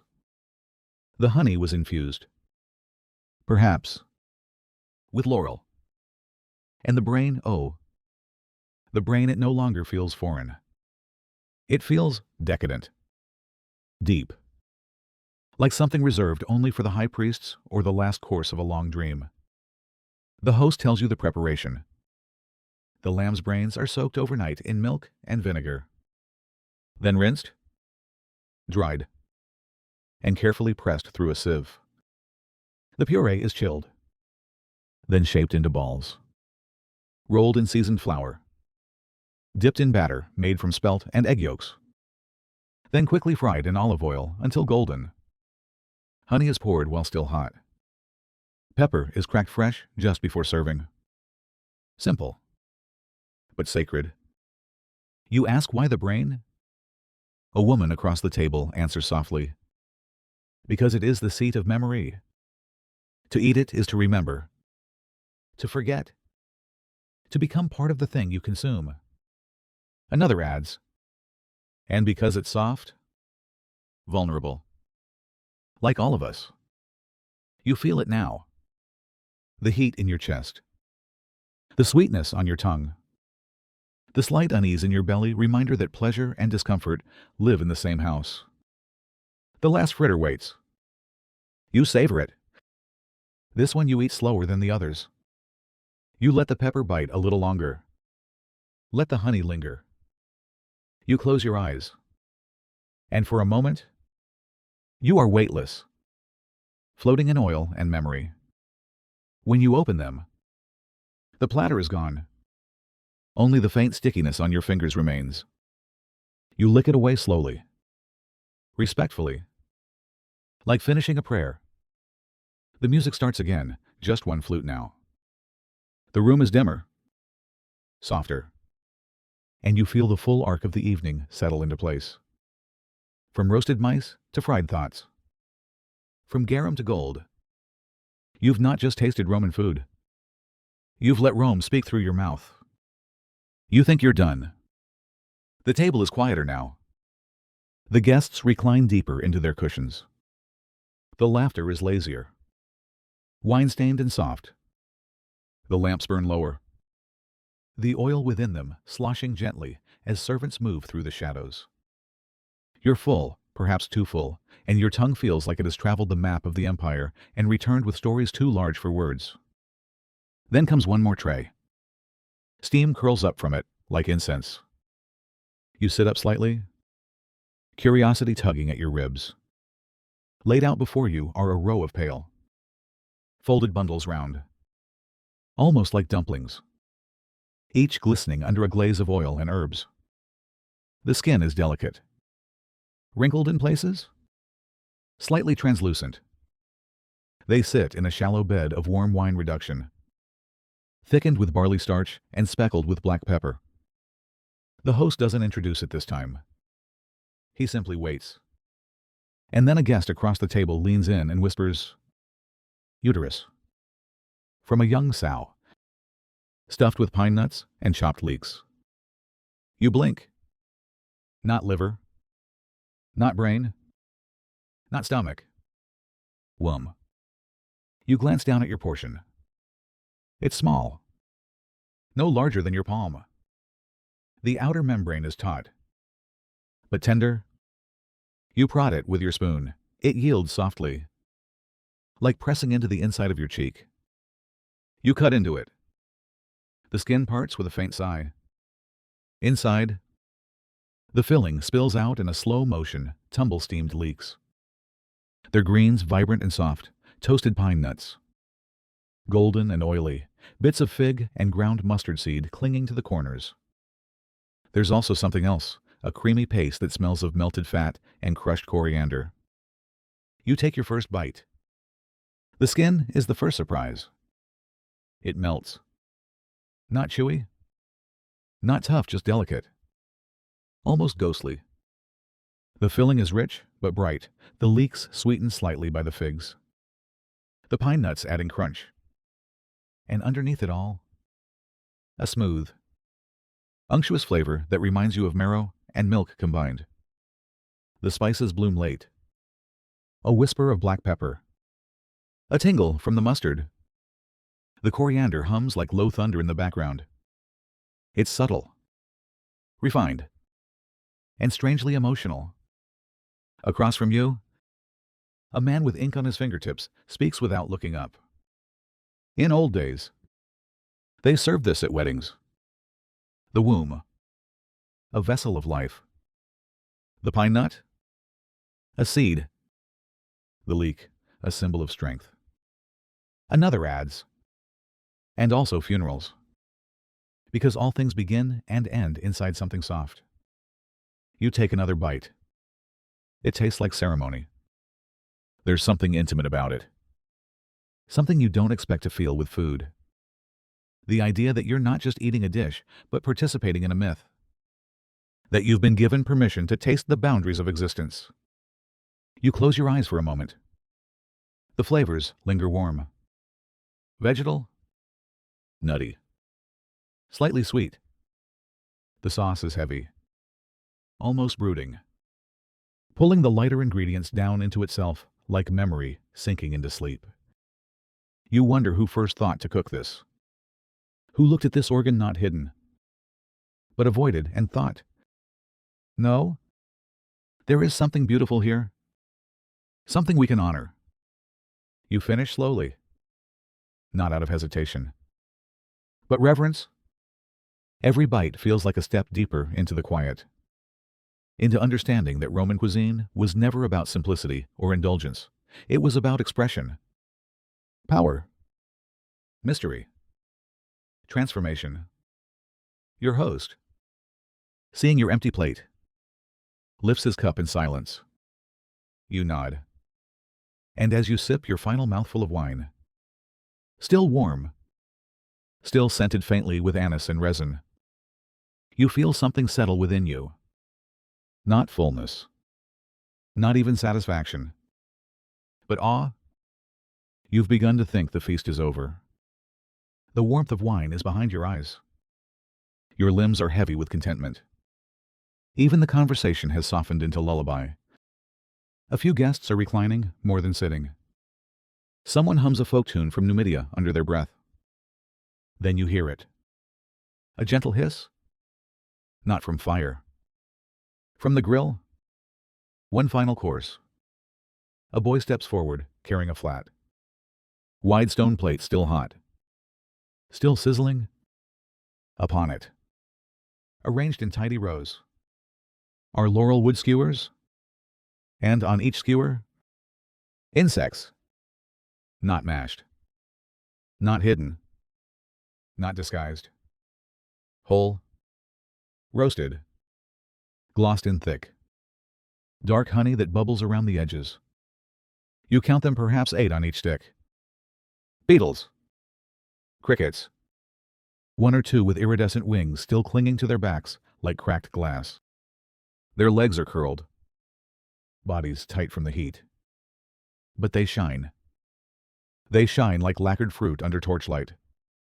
The host lifts one of the skewers delicately and holds it toward you. Apes, cicadae, scarabaei cocti in melle et folies lauriae. Bees, cicadas, scarabs, cooked in honey, roasted over laurel leaves. You don't flinch. Not now. Not after what you've already eaten. You accept the skewer. It is warm, sticky, fragrant. The scent is not what you expected. Not bitterness or decay, but sweetness, smoke, and a subtle herbal perfume from the laurel-like forest wind carrying secrets. You bring it to your mouth. The first bite is a small beetle. Its shell cracks audibly, like brittle candy. Inside, the meat is minimal but savory, like the crisp end of roasted chicken skin, touched with almond and ash. The honey drips across your lips, thick and spiced. You close your eyes. The second is a cicada, larger. The texture is more complex. Wings dissolve instantly. The body crunches, then yields. The flavor is nutty, earthy. The laurel sings louder now, woody and ancient. The sweetness is constant. It softens everything. A woman beside you turns her skewer slowly. Insects were eaten by the Etruscans, she says. And by soldiers too. Protein that travels. Another adds. But here, it is no longer survival. It is delicacy. We do not eat to endure. We eat to remember. You nod. There's truth in that. You take another bite. A bee this time. The legs snap like pine needles. The flavor is more complex floral. Oddly bitter. Almost citrus at the finish. You feel the sting in the back of your throat. Not pain. Just memory. Like eating the idea of summer. The host speaks again. Voice low and warm. Every empire eats what it once feared. That is how it knows it rules. You finish your skewer. The honey lingers. It is different now. Less sweet. More smoke.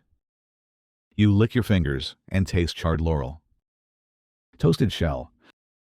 The ghost of pollen. The plate returns for seconds. Some guests decline. Not from disgust, but because they understand the ritual has spoken. Others eat in silence. Reverent. You take a second skewer. Slowly. Deliberately. And as you chew, you think of the forest. Of trees where these creatures once lived. Of the fire that reshaped them. Of the hand that lifted them. Dipped them in honey. And dared call it dessert. You think it's over. The last skewer of insects has been eaten. The wine jugs are emptying into silence. Guests recline deeper now. Some drifting. Others humming. Others simply watching the candles sputter as their wax gives out. There is no more ceremony. Just stillness. And then the host clears his throat. Not loudly. Just enough to gather attention. A final dish, he says. Not listed on the scroll. Not spoken of in the forum. Not served to senators or generals or poets. Just one plate. Brought quietly from the back. Carried by a servant whose face is veiled. Whose footsteps are silent even on marble. It is placed before you. A small, black plate. On it, a single slice of something pale and curved. Nestled atop a square of roasted bread. The top is glazed in wine. Dusted with powdered fennel. And crowned with what looks like a single violet petal. Preserved in oil. You wait for an explanation. The host does not give one. But the older woman beside you leans close and whispers, "Tongue of nightingale. Marinated in mare's milk. Pressed into bread soaked with fig wine. Served only to the emperor and those he wished to forget." You don't know what that means. You don't ask. You pick up the bite gently. The warmth of it slipping through your fingers. You eat it in one motion. And it is delicate. The tongue is almost non-existent on the palate, more sensation than substance. It melts into the bread, which carries sweetness, smoke, and the faint salt of old milk. The violet petal bursts faintly with sourness and perfume. Then it is gone. Gone so quickly. You're not even sure it was real. You set the plate down. No one claps. No one speaks. You glance at your host. He looks away. The flute stops playing. The last candle fades. And in that moment, you feel the true fullness, not of the stomach, but of the soul. A kind of completion that asks for no more. You have eaten the forgotten, the forbidden, the beautiful, the brutal. You have been inside the quiet heart of Rome, where food is power, memory, violence, and poetry. You close your eyes, and in the darkness behind your eyelids, the feast continues in dreams. It's the smoke you notice first, not the thick smoke of roasting meat, nor the sweet curl of burned honey. This is different, sharper, saltier, like fog rolling in from the sea after a storm. You breathe in and taste brine on the back of your tongue. The tray is placed before you. On it sits a pale, rounded pouch, soft, glistening, tied at the ends like a small water skin. Steam leaks from its seams, carrying the scent of fish, earth, and sheep fat. You stare for a moment, uncertain what you're seeing. Your host leans forward and speaks softly. Ova pishuma fumicata in vina. Smoked fish eggs, steamed in a sheep's bladder. You pause. The pouch is lifted with care and cut open along the seam. Steam billows out, fogging the surface of the dish, revealing a soft, shimmering mass of golden pearls, tiny fish eggs, packed together tightly like polished sand. The bladder, turned inside out and rinsed with vinegar, has acted like a cooking pouch, trapping the salt and smoke inside. You scoop a small spoonful onto your plate. The caviar glistens in the firelight. You bring it to your lips. The first sensation is warmth unexpected. The eggs aren't cold and sharp like modern delicacies. They're soft, loose, lightly cooked. The taste is oceanic, rich, and whispering of fire and animal fat. The sheep's bladder has added a faint musk, just enough to ground the brightness of the sea. There's no bread, no butter, just the eggs. You chew slowly. They burst like tiny drums, releasing their brine into your mouth, then vanish into smoke. A senator beside you closes his eyes. This dish, he says, was first offered to Neptune. Now we offer it to each other. You nod, not because you understand, but because your mouth is still full of ocean. Another bite, this time with a flake of thyme. It changes everything. The smoke rises. The salt deepens. The richness turns darker, almost bloody. Your host tells you the preparation. The fish eggs, usually from mullet or mackerel, are rinsed, salted, and left to rest on vine leaves overnight. Then packed into a cleaned bladder, tied shut with flax, and placed over low smoke from olive branches for just long enough to seal the flavor. Not boiled, not roasted, just kissed by fire. When the pouch is opened, it exhales like a tomb. You look around the room. Other guests eat slowly, some with reverence, some with fear. One woman dips her eggs in wine. Another mixes them with ash from her bread crust. No one speaks too loudly. You begin to understand why. This is not a dish of comfort.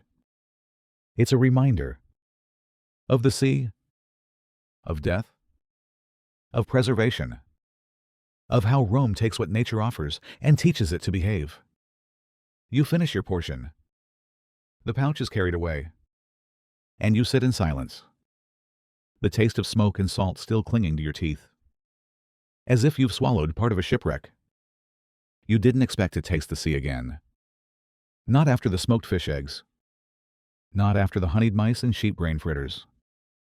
But when the next dish arrives, carried on a blackened bronze tray and wrapped in laurel leaves still smoldering at the edges. You can already smell the waves. Octopus. Charred. Drenched in wine. Dusted with ash. It rests in a shallow pool of dark red liquid somewhere between sauce and blood. Thin trails of steam rise from the curled tentacles, their suckers blistered and split, the skin pulling back to reveal flashes of ivory meat beneath. You lean closer. The scent is rich, deep, salt and fire. Grapes cooked until sour. And something else, the unmistakable bitterness of wood ash. Real ash. Sprinkled directly onto the meat just before serving. Your host sees your hesitation. It was pulled from a wine jar this morning, he says. Marinated for 2 days. A gift from the coast. You take your spoon and cut into one of the tentacles. It resists at first, then tears softly. Like wet fabric. The outer edge is crisp, almost burned. The inside is soft, glistening with wine. You taste. It stuns you. The first flavor is smoke. Not gentle. Not decorative. But dark. Wild. As if you've licked the inside of a chimney. Then comes the wine thick. Aged. Reduced to its core. Sour. Sweet. Tangy. The meat soaks it up, releasing the taste in waves as you chew. And then the ash hits. Not gritty. Not dry. But bitter. Like crushed olives and old stories. You take another bite. This time with a sliver of laurel leaf. It burns slightly on the tongue, opening your senses. The octopus has become more than food now. It's a memory you didn't have before. Across the table, a guest says, they used to serve this to generals returning from war. A symbol. Tentacles of chaos. Bathed in wine. Turn to silence. You believe it. The dish tastes like aftermath. Like something that crawled through flame and came out clean. Another guest dips bread into the wine sauce. It stains the crust black and red. You try it. The bitterness deepens. The ash clings to your teeth. The flavor settles in your chest like a quiet storm. The host leans back. The Greeks boiled it.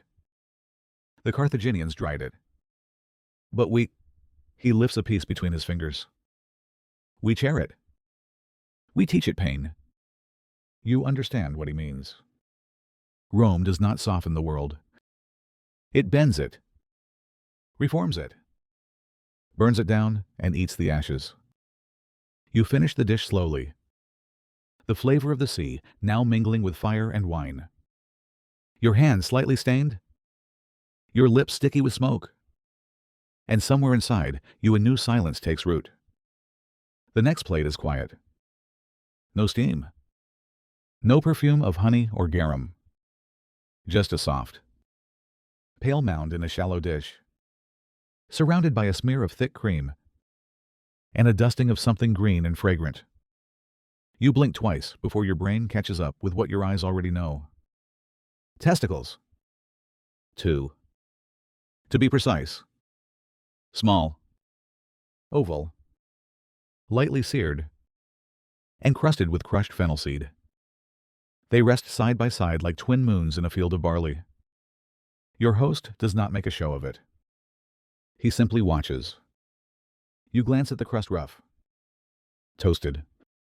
Aromatic. The fennel releases a warm, almost licorice-like scent. Beneath it, the meat is tender. Barely browned. It's been handled delicately. You can tell. The cream around it is thick. Beige. With small flecks of what looks like nutmeg and olive oil. Someone across the table speaks. Voice barely above a whisper. Young ram. Taken in spring. Fed only grain and clean water. Another adds. The cream is barley cooked in milk for hours. Stirred with a cypress spoon. You cut one open. It gives without resistance. The inside is pale pink. Smooth like custard. The crust crackles slightly as your spoon breaks through. Steam curls up faintly.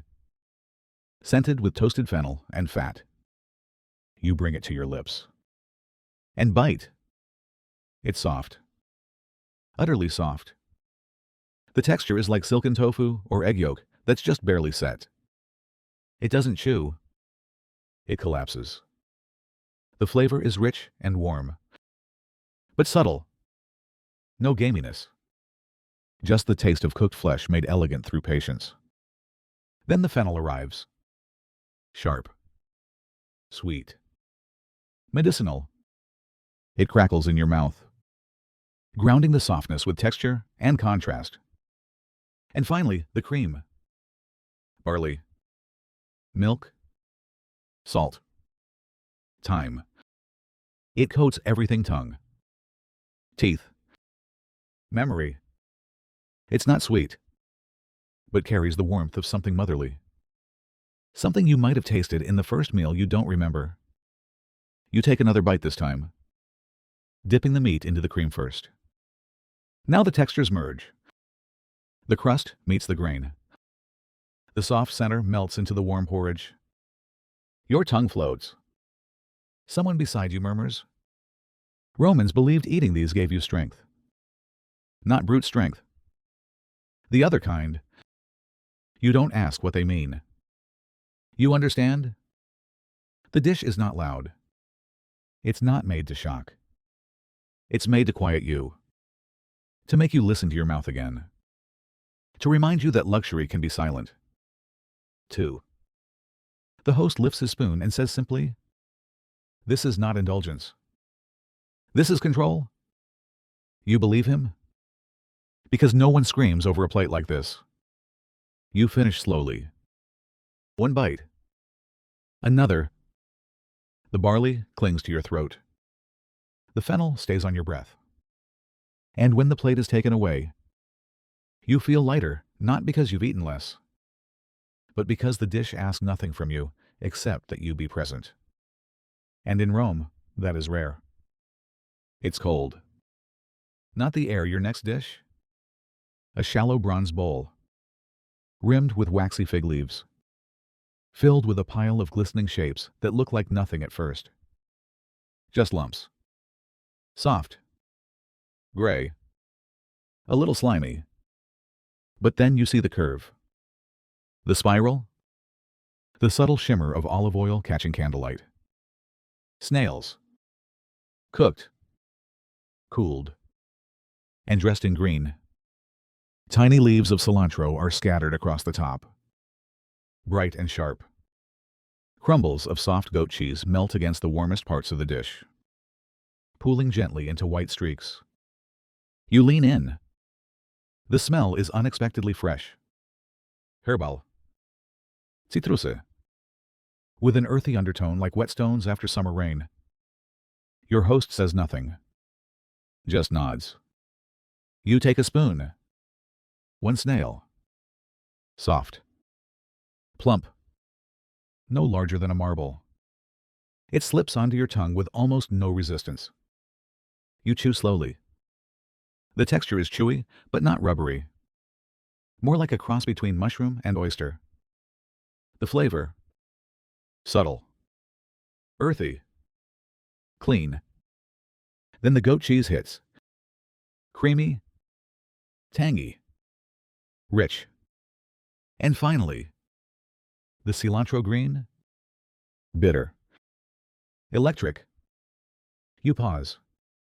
You weren't ready for how refreshing it is. You expected heaviness. But instead, you get brightness.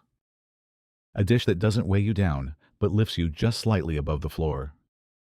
As if your body is full, but your mind is waking up again. A woman across from you speaks softly. In the summer, they only eat snails that have fed on fig leaves. Someone else adds, you can taste the tree in them. You believe it. Because with each bite, you feel like you're tasting soil. Bark. Leaf. Sun. Another guest crushes a few roasted walnuts over the top of theirs. The crunch adds a new layer. You try it. It works. The snail collapses into the cheese. The walnut resists. The herb lingers. Your mouth feels like a garden at dusk. You ask how it's made.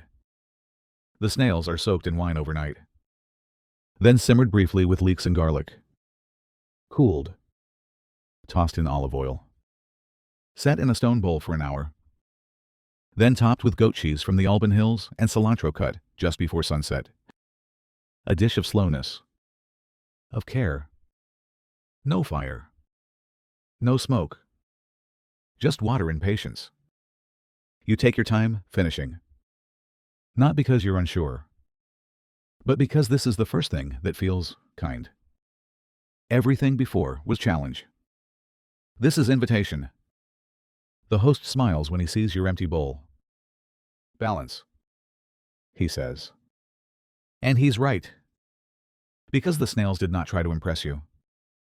They just reminded you that even in a city of marble and blood, the earth still offers gentleness. You don't believe it at first.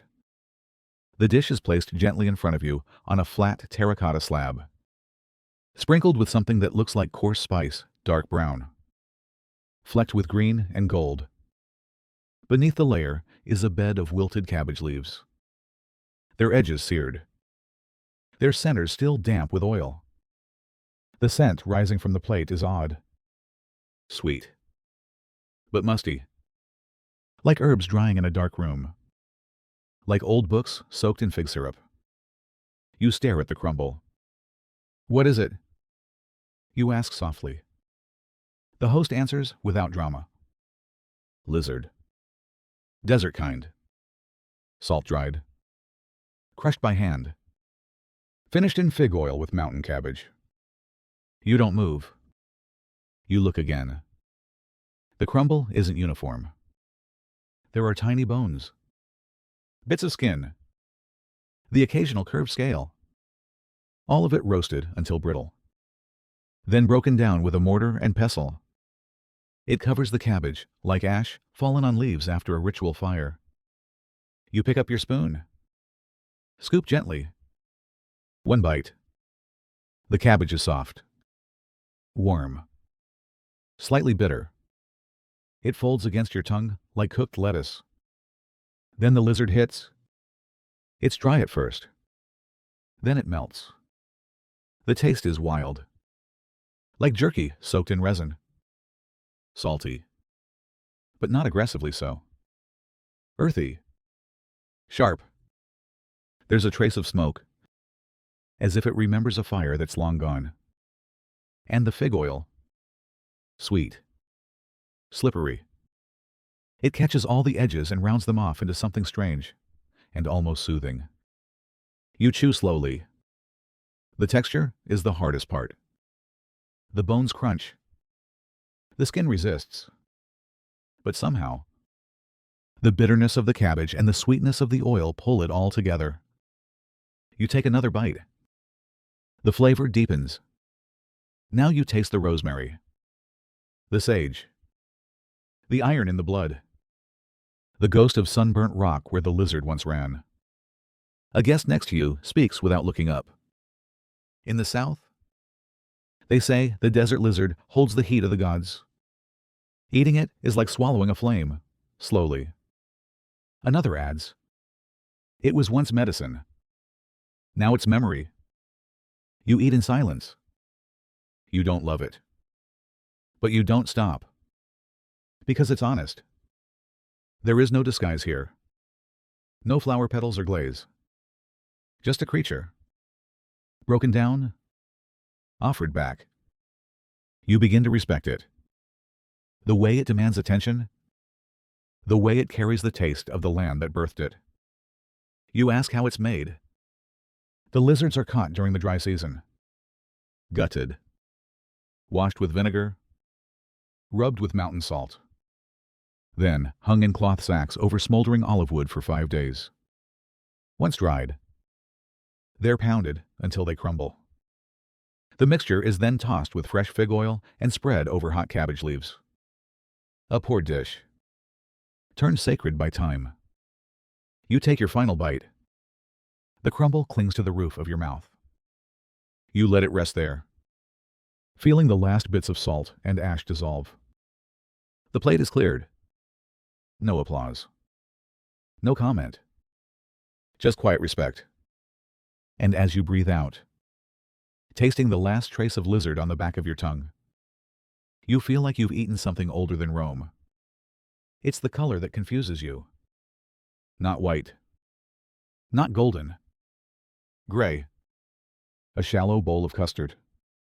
Firm, yet trembling at the edges. With a surface the color of dusk, soft ash swirling with threads of black.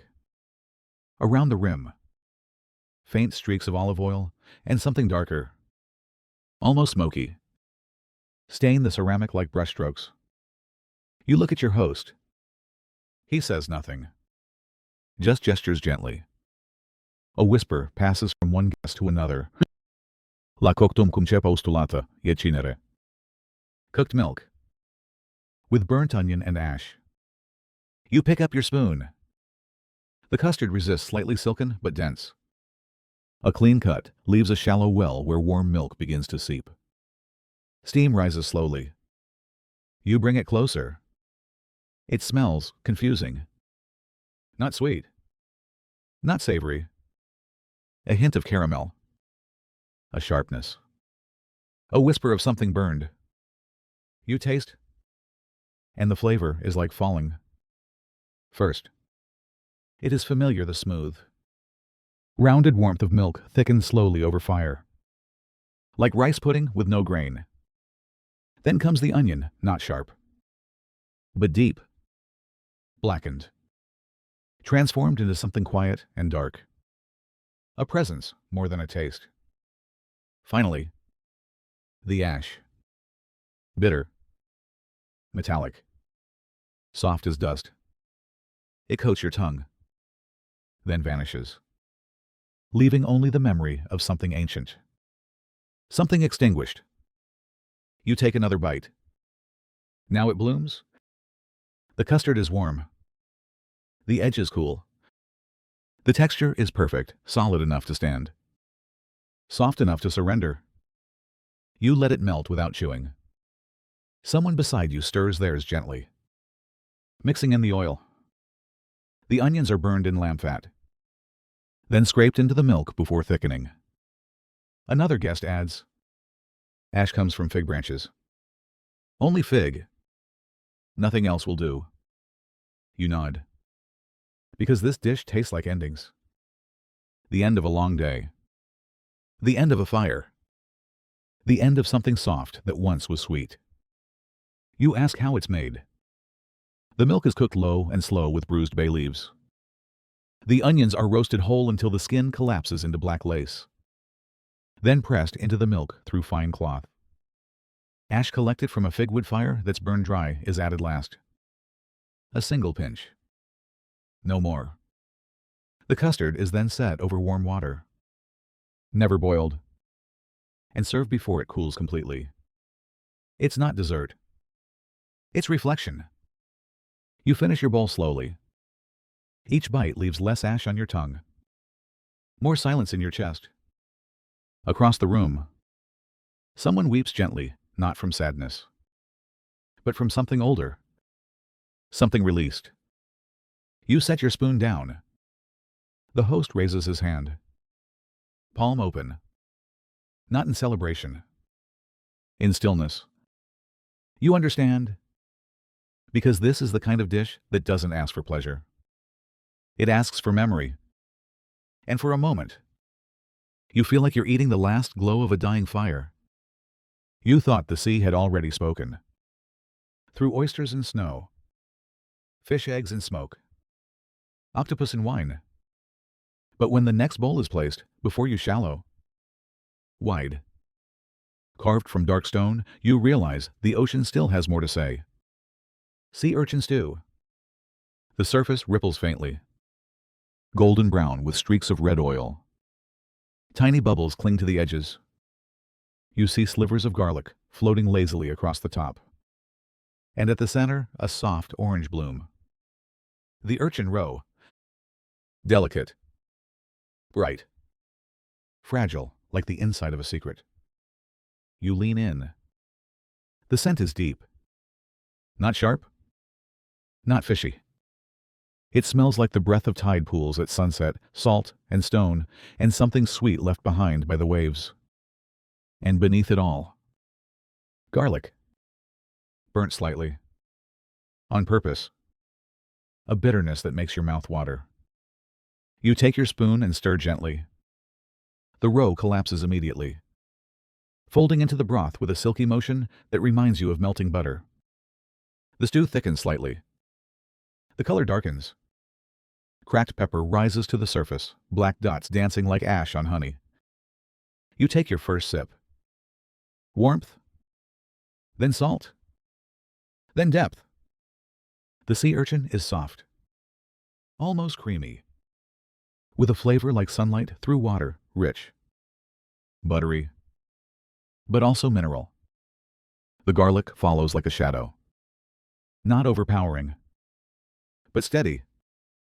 Then the pepper arrives, slow at first, then blooming across your tongue like a quiet fire. You pause, because this isn't a meal. It's a conversation. Each taste says something. Each sip answers it. Someone beside you whispers, "This was the first thing Julius Caesar asked for after crossing the Rubicon." Another adds, "The urchins are caught in winter, when the sea is cruelest. That's when they're sweetest." You take another spoonful. Now it's all blending: the roe, the garlic, the oil, the pepper. The heat rises slightly in your throat, then vanishes. Your belly warms from the inside out. Slow and steady. You feel your shoulders drop. You ask how it's made? The cook simmers olive oil with crushed garlic until it darkens. Then he adds seawater, real seawater, gathered at dawn, filtered through linen. Sea urchin roe is folded in raw, off the fire, stirred just enough to melt. Black pepper is cracked fresh into the bowl. Nothing more. No bread, no garnish, no apology. Just sea, in its purest, softest form. The guest across from you dips his finger into the broth, then presses it to his lips without blinking. This is what the gods must drink when they sleep. You don't disagree, because the stew doesn't ask to be praised. It just stays, warm, whispering. You finish slowly, not because you wanna, but because you know, after this, your tongue may never taste the sea the same way again. The bowl is cleared. The warmth remains. And as the next course is readied in the shadow of the fire, you hold the ocean in your chest like a secret you've agreed not to tell. You hear them before you see them. A soft clatter, almost like bones in a bowl. The sound of something jointed, delicate, barely heavy enough to make the platter sing. When the dish is finally placed before you, you feel your shoulders tense, just slightly. Chicken feet, braised, arranged in a spiral, toes curled upward as if still clinging to the last moment of motion. They glisten, each one bathed in a rich, glossy sauce the color of copper and wine. You see seeds, tiny green spheres, floating in the sauce, along with shreds of roasted onion and flecks of black spice. Sour grapes. The smell hits you slowly. Tangy, fermented, bright. But behind it, something roasted fat. Skin, marrow. Your host offers no explanation this time. Just a nod. You lift one foot carefully. It's small, knuckled, thin-skinned. The claws have been removed, but the shape remains. It feels fragile, like something meant to be buried, not eaten. You bring it to your mouth and begin to chew. At first, you taste only the sauce, bold and sharp, the unmistakable punch of unripe grape crushed into vinegar, cooked low with onions until it softens into something almost jammy. Then the foot gives way. Skin, cartilage, a whisper of tendon. It's all texture soft, slippery, chewy, brittle. There's no meat, but somehow there's flavor, The skin has absorbed the sauce completely. You bite. Chew. Suck. The sourness cuts through the richness. The bones crack softly between your teeth. And just like that, you understand. This dish isn't meant to impress. It's meant to endure. A guest next to you speaks gently. In the villages, they say, this is a widow's dish. Nothing wasted. Nothing lost. Another adds, but here, it's served with wine that costs more than a slave. You take another bite. This time slower. You explore the knuckle. The folds. The tiny pockets where skin has curled into itself. The grape sauce coats your lips. You taste smoke. You taste iron. And then it's gone. Just bone. You set it down. Licked clean. You ask how it's made. The feet are boiled twice, once to clean, once to soften, then roasted with garlic until the edges blister. The sauce is made from crushed sour grapes, wild onions, a dash of honey, and a ladle of vinegar left from last season's pickling. Simmered until thick. The feet are then bathed in it, left to rest. Served warm. Not hot. Never rushed. It's a peasant dish. Elevated not by ingredients, but by patience. You finish your second foot. The texture no longer unsettles you. It teaches you that food doesn't need grandeur to be meaningful. That even the humblest parts can carry a meal. A memory. A world. The host speaks softly, almost to himself. We call this poverty with courage. And you understand. Because in that moment, chewing the last toe joint, you feel closer to Rome than ever. Not the Rome of marble columns, but the one where people lived, and cooked, and sucked flavor from bone. The next plate arrives cool to the touch. It's not steaming, not sizzling. No roasted scent or oily glisten. Just a broad black stone slab, polished smooth, with slices of deep red tuna laid out in perfect arcs like petals from a flower no one's ever seen. Each piece is raw, sliced thin, soft as silk, glistening at the edges. Drizzled over the top is something dark, almost burnt. A sauce so thin it stains the fish but doesn't drown it. Burnt mustard, you're told, infused with vinegar and charred seed oil.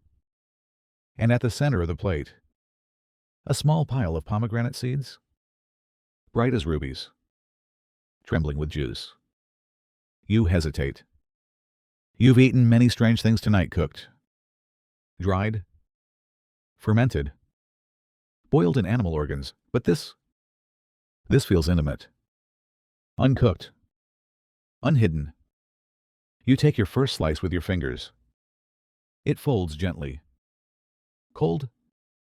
The texture perfect. You press a few pomegranate seeds against it. Then dip one end in the mustard oil. The aroma lifts sharp. Bitter. A little sour. Then you eat, and everything stops. The tuna is pure. Soft. Rich. But clean, like butter from the sea. Then the mustard hits. Burnt. Smoky. Bitter as regret. It scrapes against the smoothness of the fish, roughening the edges. And finally, the pomegranate explodes sweet, tart, sudden. You chew slowly. The flavors pull in different directions, but never break. It's harmony through tension, balance by force. You take another piece. This one without fruit. Now the bitterness dominates. The burnt seed, ground and left on coals until it turned black, then mixed with vinegar. It tastes like anger, like something preserved too long, but somehow necessary. The host speaks quietly. The tuna comes from the west, the sea near Carthage. The fishermen bleed it in the water so the meat stays clean. Another guest adds, the mustard was once used to treat illness. Now we burn it for pleasure. You look down at your plate. Each bite feels like a contradiction. Fresh, but heavy. Cold, but burning. Sweet, but dangerous. You ask how it's made. The tuna is caught and sliced within the hour, no salt. No heat. The mustard seeds are roasted until black, ground with old vinegar, and thinned with oil drawn from pressed grape skins. The pomegranate is picked just before the skin dries, still tight with juice. No fire. Just acid and memory. You take another bite. Now the fruit bursts first. The juice runs down your fingers. The bitterness fades, just slightly. The tuna melts. Someone across the table says, this is what a warning tastes like. And somehow, you agree. Because this dish doesn't comfort. It challenges. It asks you to notice every edge, every flavor, every choice. You finish in silence. The last piece, soaked fully in the dark oil, is almost too much. But you let it linger. Swallow slowly. And when it's gone, you feel something shift, not in your stomach, but in your mouth, as if your tongue has grown sharper and roamed just a little colder. You never expected dessert to sound like wind. But when the server cuts into the next dish, a round, shallow pie, you hear it. A whisper. A crisp, dry crackle that feels more like dried leaves than pastry. The crust flakes in large, golden shards, each one dusted with powdered almond and something darker. Gloussier. Slightly sticky. Vinegar glaze. The pie is placed in front of you. Not hot. Not cold. And then you see what's inside. Crushed locusts. Tiny wings. Crumbled legs. Broken shells baked into a dense, reddish-brown filling that glistens faintly in the firelight. It's not hidden. Not disguised. The insects are there. Unmistakable. Ground. Folded with dates. Figs. And ground barley. But their texture still shows. The edges still shine with chitin. You pick up your spoon. The crust gives immediately almond-scented. Flaky. Sweet. You take your first bite. And the texture is everything. The filling is dense. Chewy. A little sticky. The dates give it sweetness. The barley gives it weight. But the locusts, they give it crackle. Tiny crunches that echo against your teeth like footsteps in gravel. The flavor is deep. Nutty. Toasted. Almost like spiced bread that's been left too long in the sun. The vinegar glaze slices through it sharp. Clean. A surprise that resets your mouth after every bite. You chew slowly. Because every bite carries history. A guest next to you murmurs, this was a dish of drought. When the fields died, the skies fed us. Another nods. Locusts came. We caught them. We baked them into memory. You ask how it's made. The locusts are sun-dried until brittle, then roasted briefly over fig wood and crushed with stone into a coarse flour. Mixed with mashed fruit, spelt, barley, and a trace of lard. Baked in a flat almond crust. Glazed in hot vinegar and honey just before serving. It's survival turned sweet. Hunger made edible. You take another bite. Now the bitterness of the glaze fades. The sweetness rises. The crunch becomes comforting. You think of fields, of hands, of smoke in the distance, and a pie on a stone hearth. Rising against the odds. Someone across the room says, Rome doesn't waste, and you believe it. Because here, even the swarm becomes a story. Even the pest becomes pastry. You finish your portion. A few flakes stick to your lips. You lick them away. Taste almond, vinegar, dust.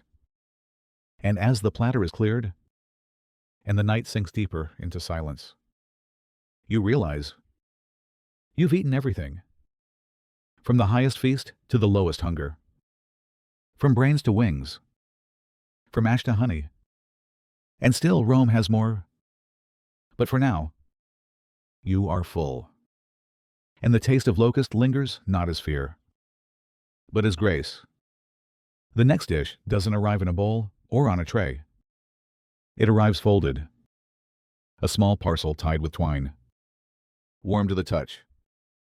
Its edges darkened where a leaf has met fire. The scent is rich. Ancient. Sweet. Metallic. Herbal.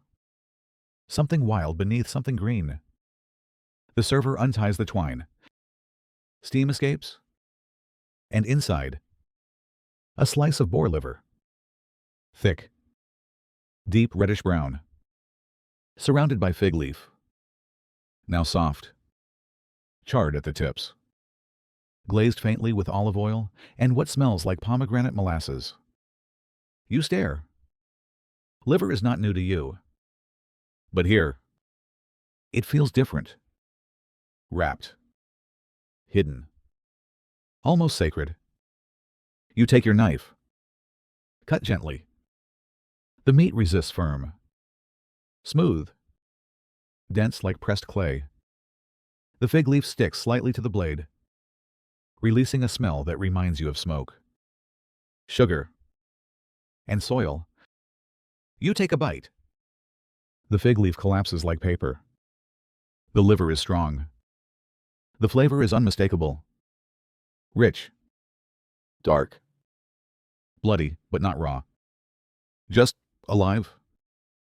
There's spice here too, coriander. Maybe. And clove. The glaze adds sweetness. But not enough to hide the iron. And then you understand. This dish wasn't made to be pleasant.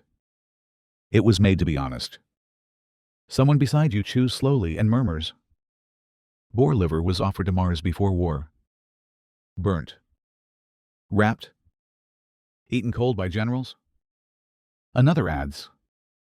It's the closest thing to blood you're allowed to carry in your mouth. You chew more slowly now. There's something grounding about the bitterness. The liver isn't trying to win you over. It's teaching you about what lives in the forest, about what it means to eat an animal's fury, and call it food. You ask how it's made. The liver is soaked in vinegar and date wine, rubbed with spices, wrapped in fresh fig leaves while still warm, then grilled low over grapevine embers until the leaf chars. The juices stay in, and the bitterness softens into memory. You finish your parcel. Your mouth tingles. The fig leaf clings to your breath. The aftertaste stays long. Stubborn. True. And as the next course is prepared behind you, you feel your blood slow slightly, as if it too has been wrapped in fire and leafy.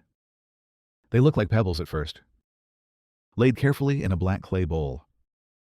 The quail eggs are tiny, no larger than marbles, and coated in a dull gray sheen. Some are speckled, others entirely ash-colored. You're told they've been pickled, but not in the usual sense. These were soaked in ash-brined olive oil. The host nods as he sees your hesitation. They were once white, he says softly. Now they carry memory. You lift one gently between your fingers. It's cool. The surface is rough, slightly dusty. You crack it open with your thumbnail. The shell splits easily. Inside, soft white, pale yellow yolk. Perfectly set. You eat it whole. The shell is removed, but the ash has found its way in. The flavor blooms slowly. First, salt. Then sour. Then something darker smoke. Olive. Dust. The egg is tender. Soft. Slightly waxy. The brine has given it depth. The ash has given it story. You chew slowly. The yolk sticks briefly to the roof of your mouth, then dissolves into something creamy and strangely comforting. The olive oil coats your tongue green, sharp, bitter at the edges. You taste firewood, pressed olives, something burnt and sacred. A guest beside you whispers. They soak the ash in rainwater for 3 days, then mix it with oil from the first crush of the season. Another adds, it preserves more than the egg. It preserves silence. You take a second one. This time, you peel it more carefully. The shell comes off in spirals. The egg beneath is firmer now, more pickled. You dip it in the oil resting at the bottom of the bowl. It shimmers like bronze. You eat. It's richer. Sour at first. Then soft. Then gone. You ask how it's made. The eggs are boiled, peeled, and soaked in a brine of olive oil, wine vinegar, wood ash, and crushed garlic, sealed in clay jars for 5 days. Turned each morning at dawn.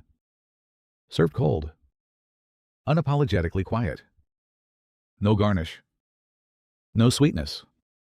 Just stillness. You realize you've stopped talking. Everyone has.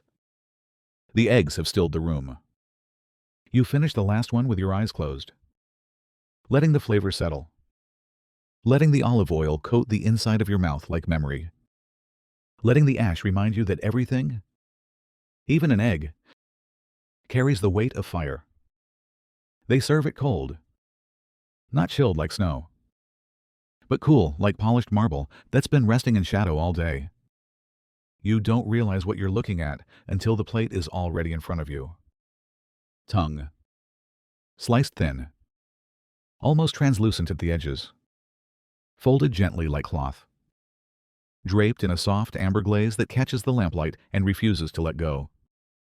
Atop the folds, chestnuts, crushed, scattered like ash, some toasted, some raw. You reach for your spoon, but the dish demands fingers. You touch the first slice. It's smooth, slightly sticky with honey, warm at the edges where it's begun to meet the room. You fold it once more. Then taste. The honey hits first. Not bright, not golden, but dark, aged, fermented with wild herbs, thick with depth and faint bitterness. Then the meat, the tongue itself, melts. It's not tough, not stringy. It's velvet. Rich, gentle, earthy. Then the chestnut arrives. Grainy, nutty, soft. It doesn't crunch. It murmurs. The 3 textures blend in your mouth until you forget where one ends and the other begins.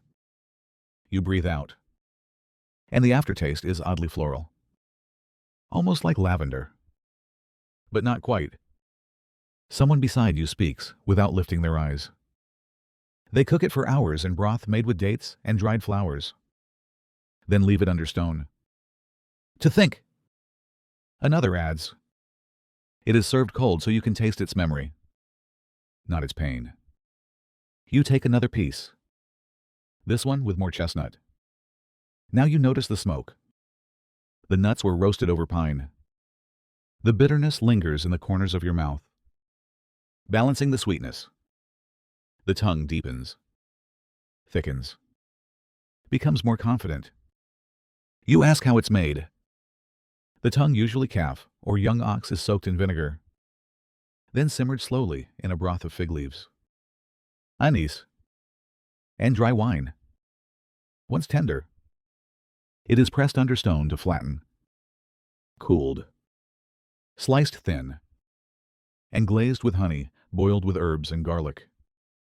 Chestnuts are pounded lightly with mortar and scattered before serving.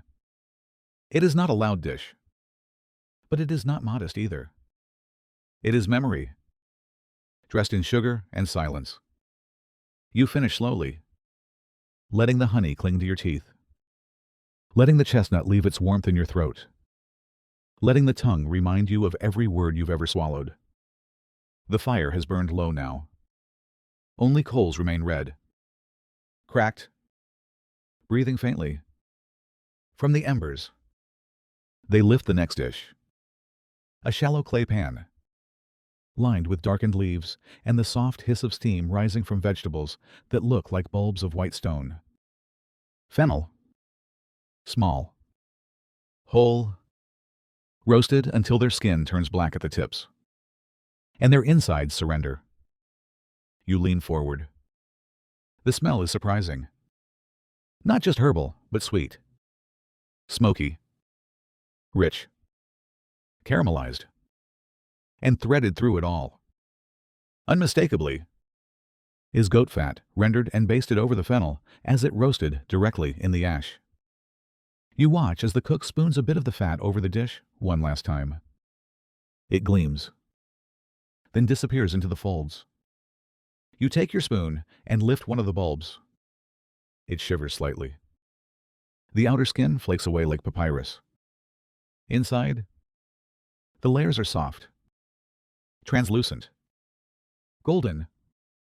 You press the back of the spoon to split it open, and steam sighs out like the breath of the forest itself. You take your first bite. It melts. The fennel has lost its sharpness, its bite. What remains is sweetness, depth, a taste like anise softened by earth and time. The goat fat coats it salty, warm, comforting, not heavy, just close, like wool. You take another bite, this time with the blackened edge. The char balances everything. It crackles faintly, adds bitterness, the flavor of ash, the reminder of fire. A guest next to you whispers, "They used to eat this after funerals, when words were too heavy, but hunger still came." Another nods, to remind the body it is alive. Even when the soul is far, you look down and understand. The fennel doesn't shock, doesn't challenge. It comforts, but not in a way that forgets pain. In a way that respects it, holds it gently. You ask how it's made. The bulbs are boiled briefly in salt water and goat milk, then rolled in fat, wrapped in fig leaves, and buried in hot ash for an hour. When the leaves char and the smoke rises, they're uncovered, basted again, and served as they are whole, cracked, honest. You finish yours slowly, not because of caution, because of care. The goat fat lingers in your mouth like memory. The fennel hums beneath it soft, steady, whispering something green.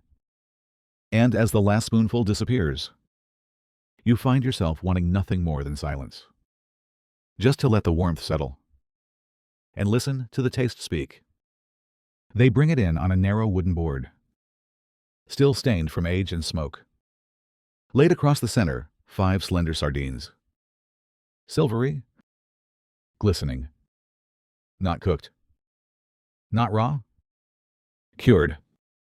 Their skin glimmers like beaten metal. The flesh beneath slightly firm, tinged the color of pink quartz. Beneath them, a dark syrup pools slowly. Grape must.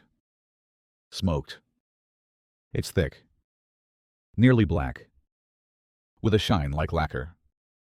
And from it rises a smell both sweet and sour like overripe fruit kissed by fire. Around the edges of the board, tiny flakes of dried oregano and a dusting of lemon ash. You're told to eat it with your fingers. You do. The sardine is cold, firm, but delicate. As your teeth close around it, the texture pushes back, not soft, not brittle.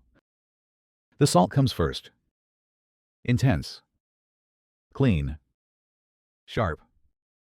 And then, just beneath it, the smoked grape muslides and thick, rich, sweet, with an edge of something charred.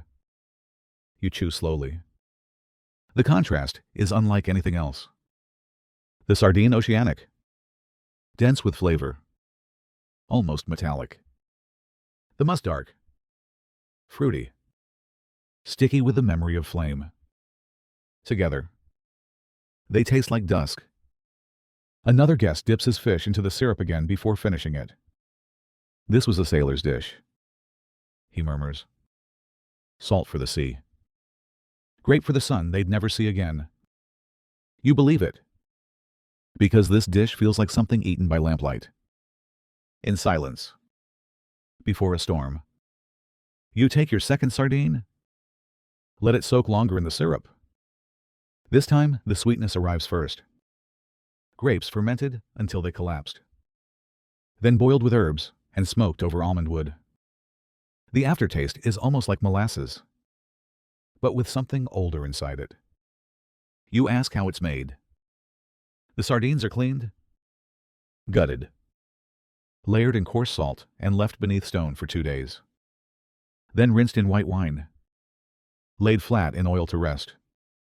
The grape must is pressed from late-season fruit, thick with skin, seed, and sun, and smoked for hours before being reduced.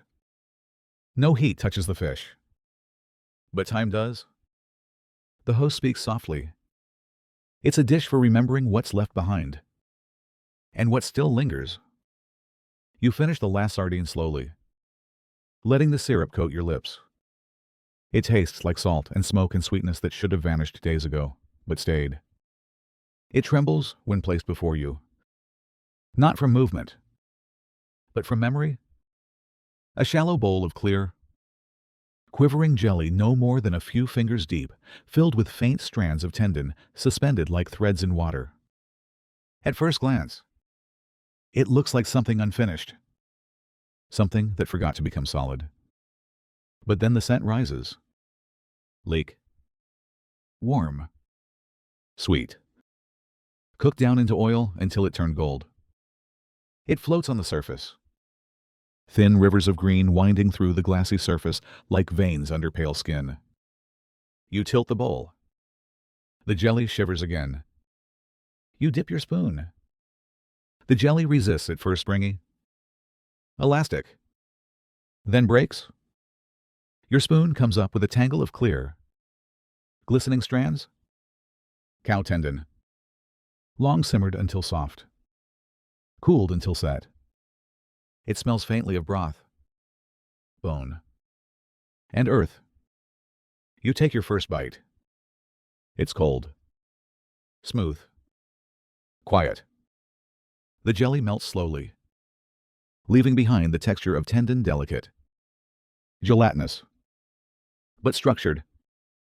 The flavor is clean, almost blank, like silence, until the leek oil arrives. That's where the dish lives. The oil is bright, green, sweet, and pungent all at once. It wraps around the jelly like memory, wrapping around a forgotten word. It sharpens, softens, settles. You chew gently. There's nothing hard in your mouth. Only ripple and warmth. A guest next to you stirs their bowl slowly, mixing the oil into the jelly. They serve this to the sick, she says. To those who couldn't chew, or speak, or move. Another adds, but also to those in mourning, because it asks nothing of you, only presence. You look at your spoon and understand. This dish is surrender. You take another bite. Now the flavors unfold more clearly. The broth the jelly was made from was seasoned not strongly, but thoughtfully. A hint of bay, perhaps white pepper, maybe a ghost of garlic. The leek oil now lingers longer. It rests behind your teeth, coats your tongue. You ask how it's made. The tendons, usually from the lower legs, are scrubbed, rinsed, then simmered in bone broth for 12 hours. No salt until the end. Once softened, they are strained into shallow clay trays, cooled until set. The oil is made from leeks cooked low in goat fat, pressed through cloth, poured just before serving. It's not a dish that impresses. It's a dish that waits. You finish slowly. The final spoonful holds more jelly than tendon. It melts in your mouth like rain. You sit back, full not in your stomach, but in your breath. And you think, this is what Rome tastes like when it's not trying to conquer anything. They arrive in silence. No steam, no aroma that reaches you before the plate. Just a cluster of boiled duck feet, pale and pinkish, their bones still intact, their skin loose and glistening, arranged like delicate roots pulled from soft earth.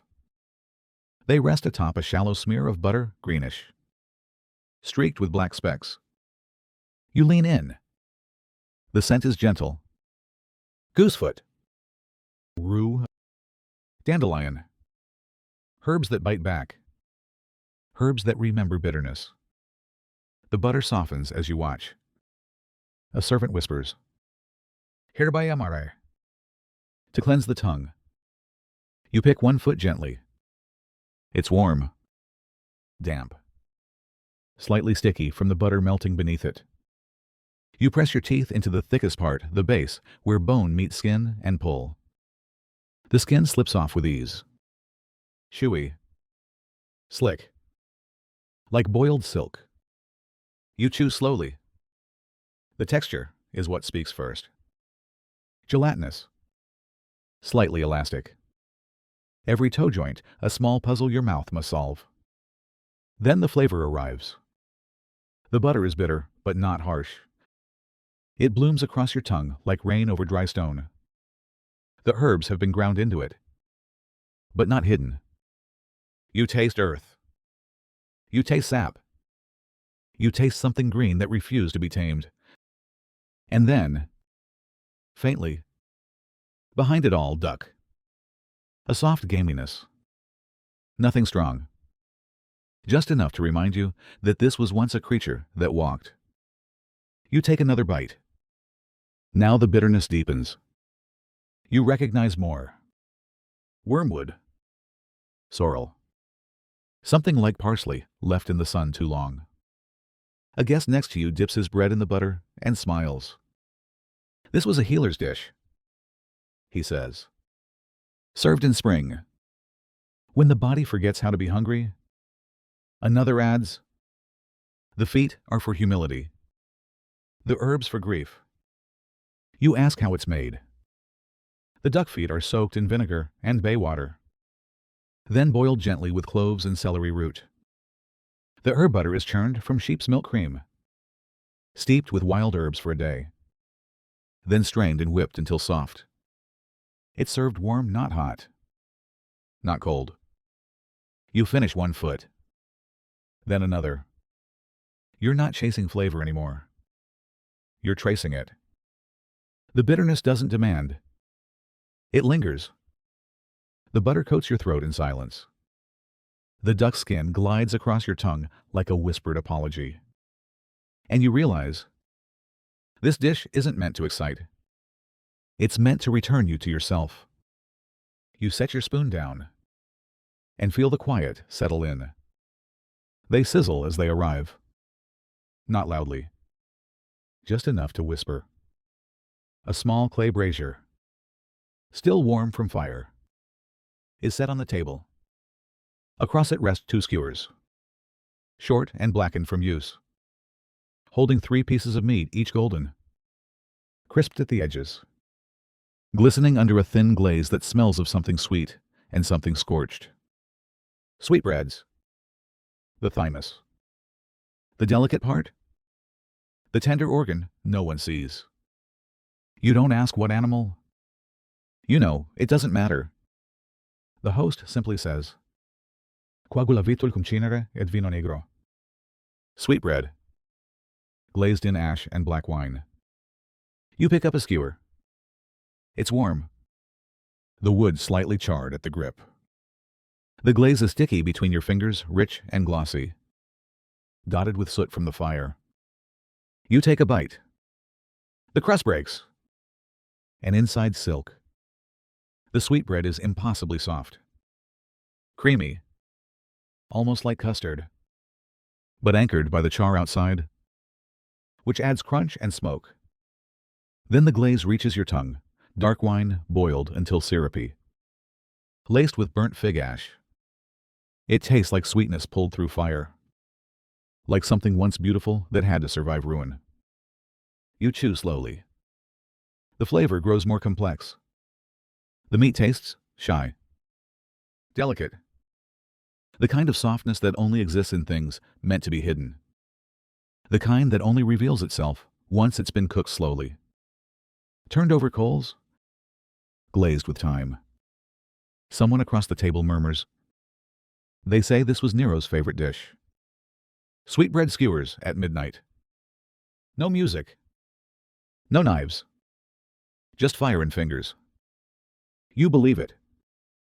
Because this feels like midnight food. Food for confession. Food for solitude.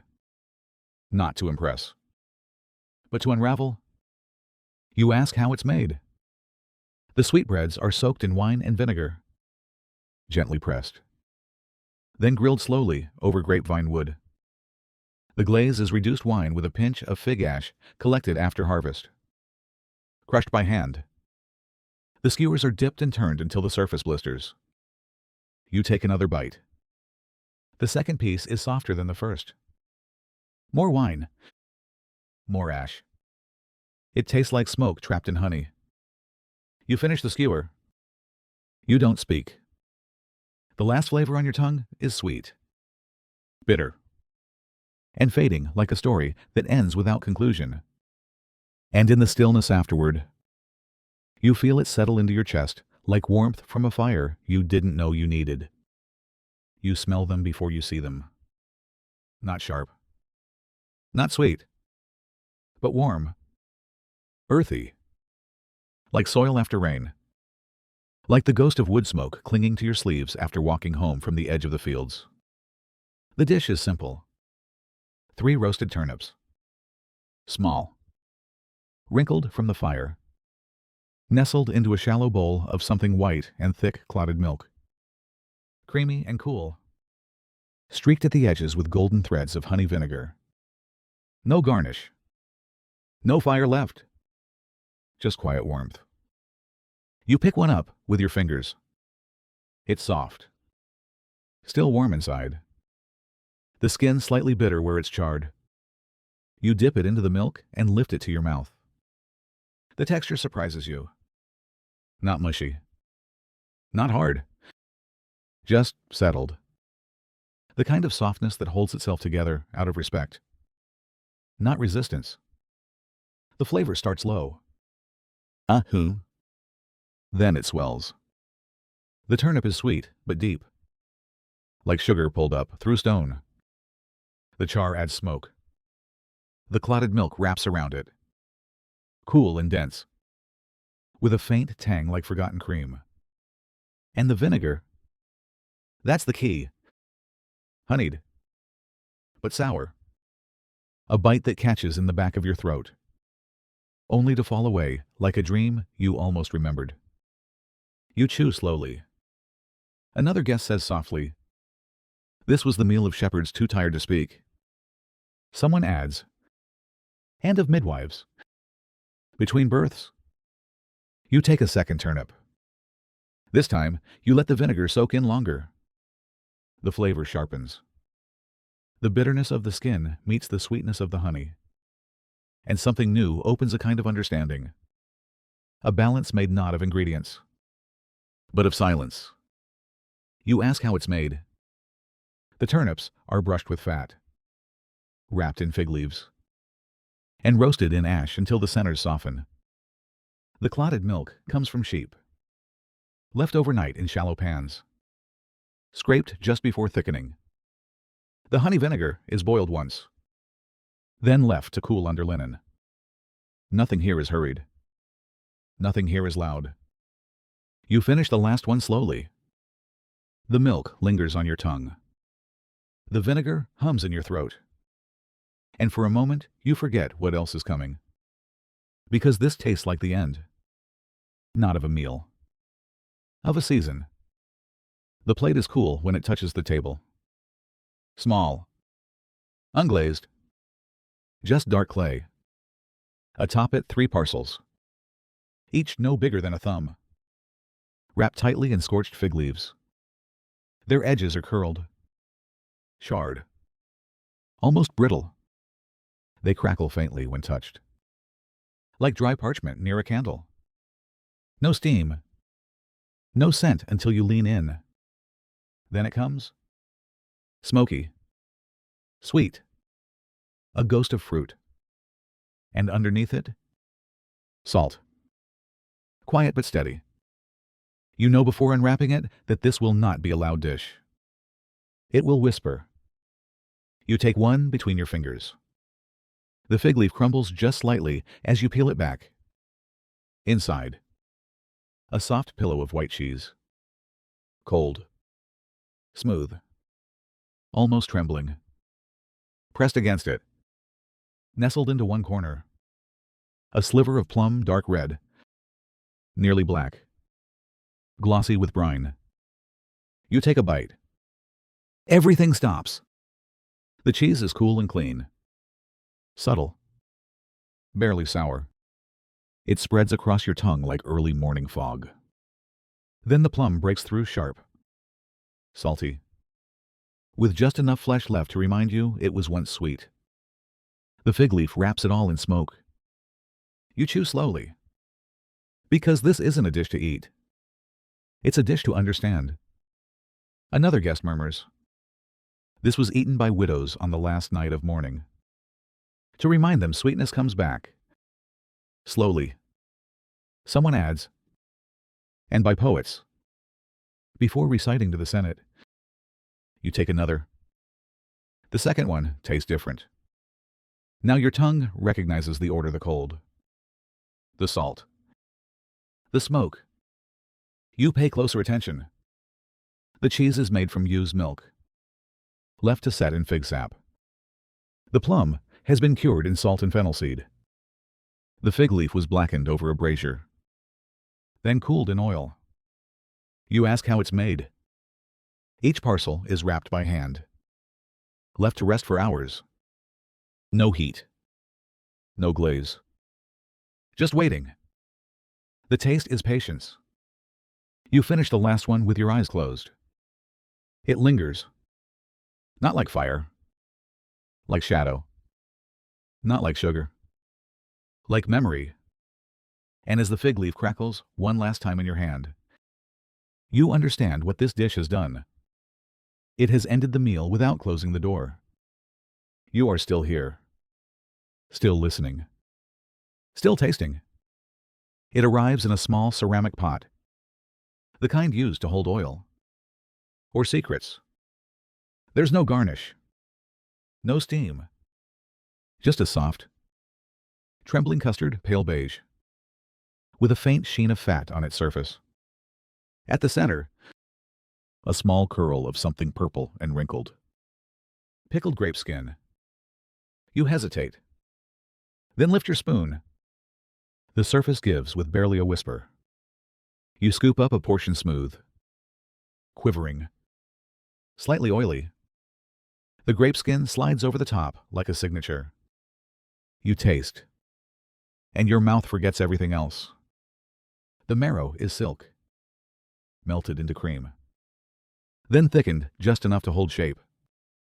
It coats your tongue like a secret you weren't meant to know. The flavor is deep, warm, meaty, but not heavy. There's no chew, no edge. Then the grape skin arrives. Sharp, sour, bright as a slap across a sleeping face. It slices through the custard with intention, like memory cutting into comfort. You chew slowly. Again. Again. And now the flavors begin to weave: fat and vinegar, salt and sugar, warmth and brightness. You can't tell where one ends and the other begins. Someone beside you murmurs, "They made this for philosophers, so they could taste contradiction and call it nourishment." Another adds, "And for old men who'd lost the will to eat." You ask how it's made. Beef marrow is soaked in water, then steamed gently with milk, honey, and a single crushed fig leaf. The grape skins are taken from pressed wine, soaked in vinegar and sea salt for 2 days, then added cold. At the end, no heat touches the top. The contrast is deliberate. You finish slowly. The last spoonful sticks to the back of your teeth. Rich and sour and strange. You breathe out and taste everything at once.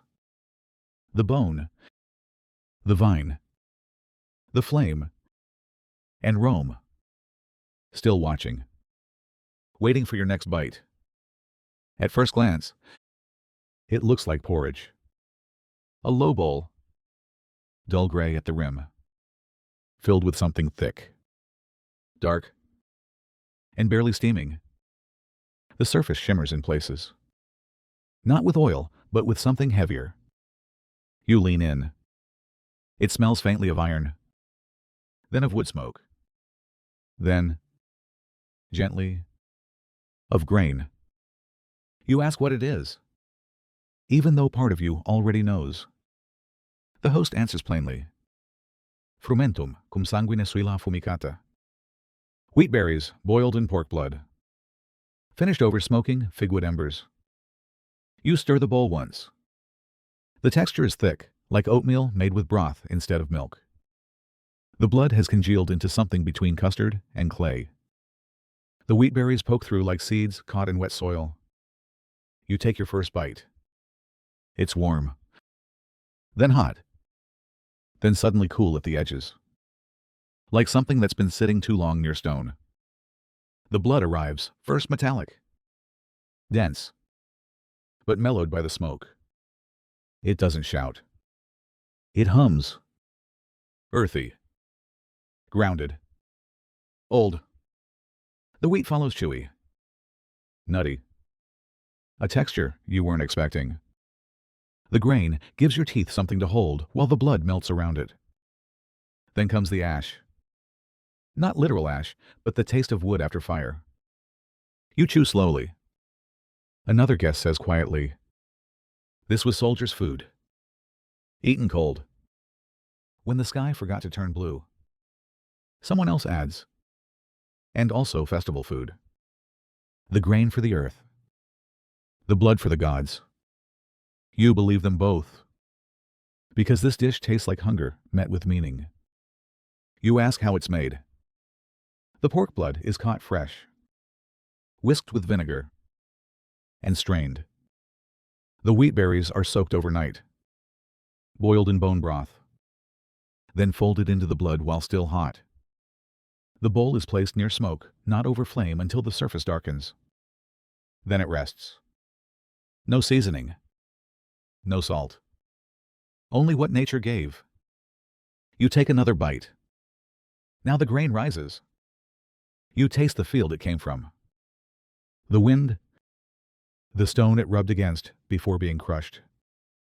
The blood is still there, but softened, like a shadow, like a story fading at the edges. You finish slowly, because this is not a dish made for delight. It's made for remembrance, of battle, of silence, of survival. And as the spoon scrapes the bottom of the bowl, you feel something settle in your chest, heavy, but not cruel, like history, still warm. The next plate is small, A slab of smooth slate, no bigger than a hand, dotted with pale bulbs no larger than the tip of your thumb. They glisten faintly wet, tender, dusted with a fine gray powder that catches the firelight. Garlic hearts, pickled, peeled, laid out like teeth from something ancient and gentle. The scent is immediate sharp vinegar, sweet rot, a whisper of something green. You lean closer. Beneath the tang, there's another smell. Smoke, but not from wood. Fruit. Burnt apple skin. The host speaks softly. They say this is the first thing you taste when memory starts to leave you. You pick one up between your fingers. It's cool. Slick. Almost soft. You place it on your tongue and let it rest. The texture surprises you. Not crunchy like raw garlic. Not mushy like something boiled too long. Just right. Like a grape about to burst, but choosing not to. Then the flavor opens. Sour. Vinegary. Sharp as the edge of a broken thought. Then comes the sweetness. Not honey. Not sugar. Fruit. Burnt. Reduced to essence. The apple ash creeps in like mist, bitter at first. Then warm.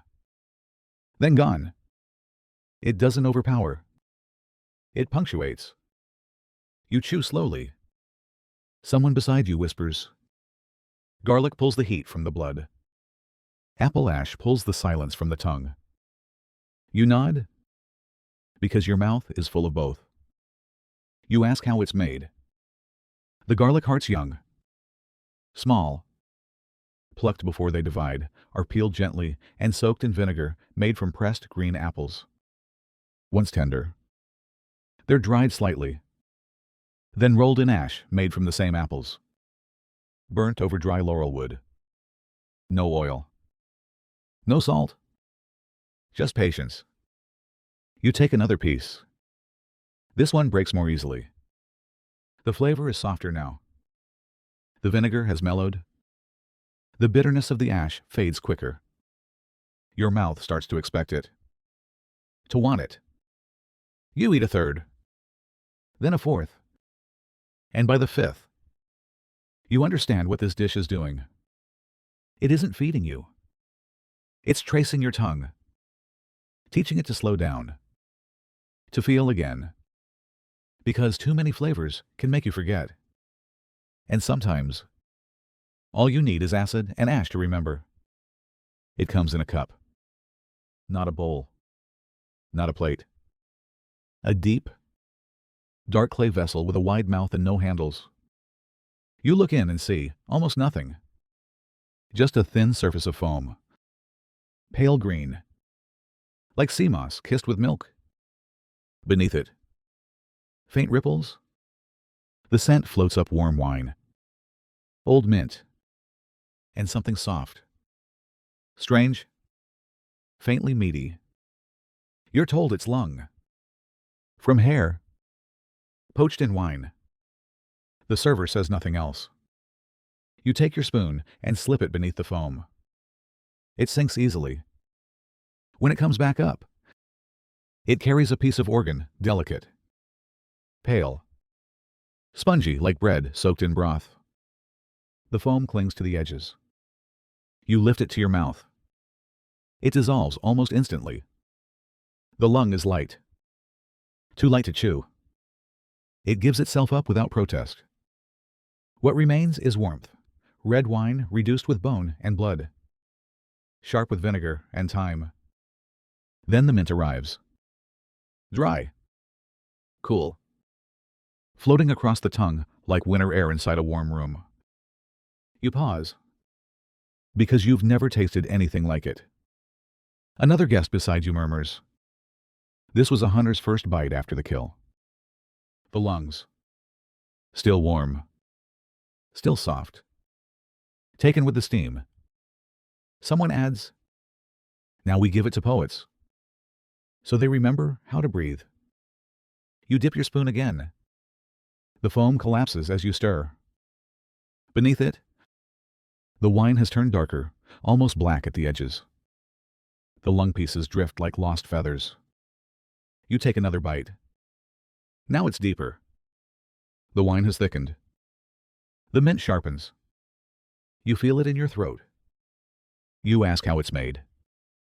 The lungs are rinsed, pressed gently, then poached in wine spiced with myrtle, pepper, and dried grape skins until tender. The mint foam is whipped from goat milk, steeped in sun-dried mint and lemon ash. No salt. No fire beyond the poach. You finish the cup in silence. Not because of reverence, because the dish asks for nothing but breath. And for the first time all night, you notice how slow your lungs have become. The dish is utterly still. A low, wide bowl, smooth white ceramic. At the center, a flattened mound of chickpea paste, dense, pale, almost matte. No garnish, no decoration, just a small pool of dark oil encircling it. Like a mote of shadow. You lean in. The scent is unfamiliar.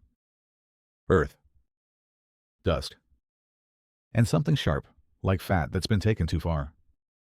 Burnt bone oil. It clings to the back of your nose. Not fragrant, but smoky, bitter, and ancient. You dip your spoon. The paste resists. Dense, cold. It holds the shape of the bowl. Even as you carve a piece out, the oil follows slowly, sliding into the gap. You taste. It's quiet. The chickpeas are soft but dry. The flavor is simple. Nutty. Mild. Like grain or stone. Then the oil arrives. Black. Bitter. Almost acrid. It wraps the paste, dragging your tongue into the taste of death of bones cracked open and cooked until they weep. You chew slowly. Someone beside you whispers. This was food for those in debt. Given without warmth. Eaten without words. Another adds. But in temples. Two. Offered to the dead. You take another bite. Now the bitterness opens. The paste softens slightly, blending with the oil. The texture thickens in your mouth, like earth turned to clay. You swallow slowly. You ask how it's made. The chickpeas are soaked for 2 days. Boiled. Mashed with water and ash. Pressed into shape. The oil is made from bones burned in sealed pots. Goat. Lamb. Sometimes ox. Crushed to powder.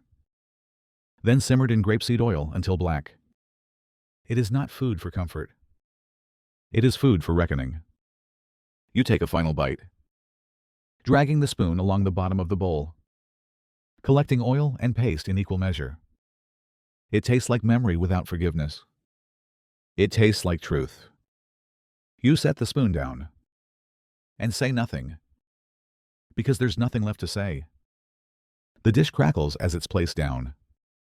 Not loudly. Just enough for you to hear the shells shift against the edge of the dish. You look down, and for a moment, it doesn't look like food at all. 3 small river crabs. Baked whole. Curled as if sleeping. Their legs drawn in. Their claws half tucked beneath their bellies. They rest atop a thick, trembling custard the color of pale clay sour milk. Thickened by heat. Darkened slightly at the edges. The smell rises slowly. Not fishy. But milky. Sharp. Metallic. The scent of river stones pulled from cold water and warmed beside a fire. You take your spoon. The custard wobbles. You break the surface. It parts with a sigh, revealing a darker layer beneath deeper yellow. Speckled with something green. Dill. Or something sharper. You taste. The custard is strange. It's both warm and sour. Not creamy like sweet pudding, but loose, savory, spiked with lemon and curd. The milk is split slightly on purpose. You can feel the edge of it catching on your tongue. Then you crack a crab. The shell yields with a gentle snap. The meat inside is soft, barely enough to fill a spoon, but tender, sweet, and filled with the flavor of brine and silt. You eat them together, crab and custard, and that's when it becomes something else. The sourness cuts through the sweetness of the crab. The heat of the bake lingers behind the milk. And the herbs, yes. It is dill bloom just at the end, like green smoke rising from the riverbed. Someone nearby whispers, "They made this after floods, when only crabs were left." Another says, "Or in times of plenty," to remind themselves of hunger. You ask how it's made. The crabs are gathered at dawn, dried slightly over low smoke, laid atop the custard, made from sour goat milk thickened with wheat starch, and baked slowly until the shells crack and the top darkens. The dill is mixed in only once the custard begins to set. You finish one crab, then another. You're not rushing. This is not a dish that hurries. It waits for you. It asks you to notice every shift, the way the sour milk coats the shell, the way the sweetness of the crab disappears and reappears depending on the bite. You finish the last spoonful. It tastes like river and fire and the things people eat when they have little, or when they have everything, and can finally afford to eat what others throw away. You sit back and let the brine settle. It arrives in a glass jar, small, sealed with wax, the kind of container you'd expect to hold jam or pickled figs. But as the server cracks the top and lifts the lid, you see it dark, thick, nearly black. Duck blood. Preserved. Sweetened. Stirred with spice and sealed away like a secret. Beside the jar, a single spoon. Silver. Shallow. No garnish. No bread. Just silence. You take your first scoop. It's dense. Almost gelatinous. Sticky. Like syrup pulled from a burnt pot. It clings to the spoon like molasses. Beneath it, a thin pool of something brighter, purple-red. Glossy. Trembling. Grape reduction. You taste.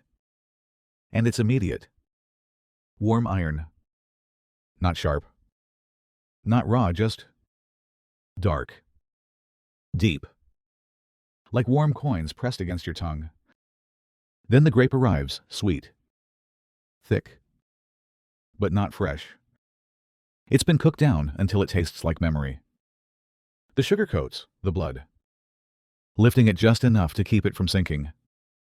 Then comes the spice cinnamon, clove, and something bitter. Bay. Maybe. You chew slowly, even though there's nothing to chew. Just sensation. Someone across the table whispers, "They served this to widows, to keep the body warm when love had left it." Another murmurs, "And to warriors returning from the woods, so they wouldn't forget what the forest took." You ask how it's made. The duck blood is caught warm, strained, stirred with vinegar, then thickened with fig syrup and dried orange peel. The conserve is cooked low over almond embers, then sealed while still hot. The grape reduction is made separately, pressed from black grapes and simmered with old wine until it hums. You take another bite. Now it softens. The blood no longer shocks. The sweetness settles in. The bitterness from the spice grows rounder. You close your eyes and taste not meat, not fruit, but the place where the two become something else. You finish the jar slowly, one spoon at a time. No rush. This is a dish meant for the dark, for the moment before sleep. for those who need to taste what's been lost and still decide to go on. You set the spoon down. Your mouth is stained, and you don't mind. The bowl is wide, shallow, heavy in the hand. Its contents don't move. Cold porridge? Pale. Thick. With the dull sheen of something once warm and now resigned. A few black flecks dot the surface ash, clumped faintly with honey. And somewhere within, you're told, there are crushed laurel seeds. You pick up the spoon. The porridge is dense. It folds. Doesn't scoop. It offers weight, not elegance. You lift a bite to your mouth. It is quiet, not flavorless, but inward. The first taste is grain oats, perhaps barley, softened until their texture is memory, not food. Then the honey, not sweet, caramelized, smoky, as though it once caught fire and never quite forgot. The ash crackles. Just a whisper. No bitterness. Just presence. Then comes the laurel. Not a spice. Not a flavor. A sensation. Your tongue tingles. Not unpleasant. Just unexpected. You take another bite. Now it unfolds. The ash becomes warmth. The honey grows deeper. The porridge is no longer heavy. It's grounding. Like damp linen on the back of your neck during a fever. A guest next to you murmurs. This was eaten at the end of a bad harvest. When prayers didn't work, another adds. And also before weddings? To steady the hands, you ask how it's made. The porridge is cooked with goat milk and salted water, then cooled in a ceramic basin lined with fig leaves. The laurel seeds are crushed with salt and stirred in while still tepid. The ash is made from burnt bread crusts, mixed with honey, and drizzled before serving. You eat slowly. Each spoonful is the same. And yet, not. The ash changes. The laurel sharpens. The grain softens further. There is no drama in this dish. Just endurance. Just warmth when you thought warmth was over. You finish it with your head slightly bowed. Not from fatigue, but from knowing this dish was made not to impress, but to keep you here, alive. It arrives softly. You hear nothing as it's placed down, only the faint hiss of something still warm meeting cool clay. Before you sits a single apple. Small. Wrinkled from heat. Its skin has split in two places, revealing golden flesh beneath. But it's what surrounds the apple that stills you. Caul fat. Thin. Web-like. Barely visible. Pig fat. Stretched and wrapped like a shroud around the fruit. Where it touched fire, it crisped. Where it hid beneath, it melted. The smell is confusing. Sweet, but meaty. Saffron, but smoke. You touch the edge with your spoon.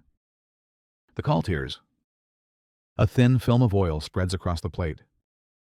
Beneath it, the apple size apart. You take your first bite. The apple is soft, almost translucent, baked until it forgets it was once whole. The saffron sings sharp, floral, slightly bitter, not heavy, just enough to tingle the roof of your mouth. Then comes the fat. The caul has rendered into the skin of the apple, soaking it with richness. You taste pork, but faintly, like a memory, like breath. It coats your lips. You chew slowly. The textures blur fruit and fat, perfume and salt. Another guest beside you speaks softly.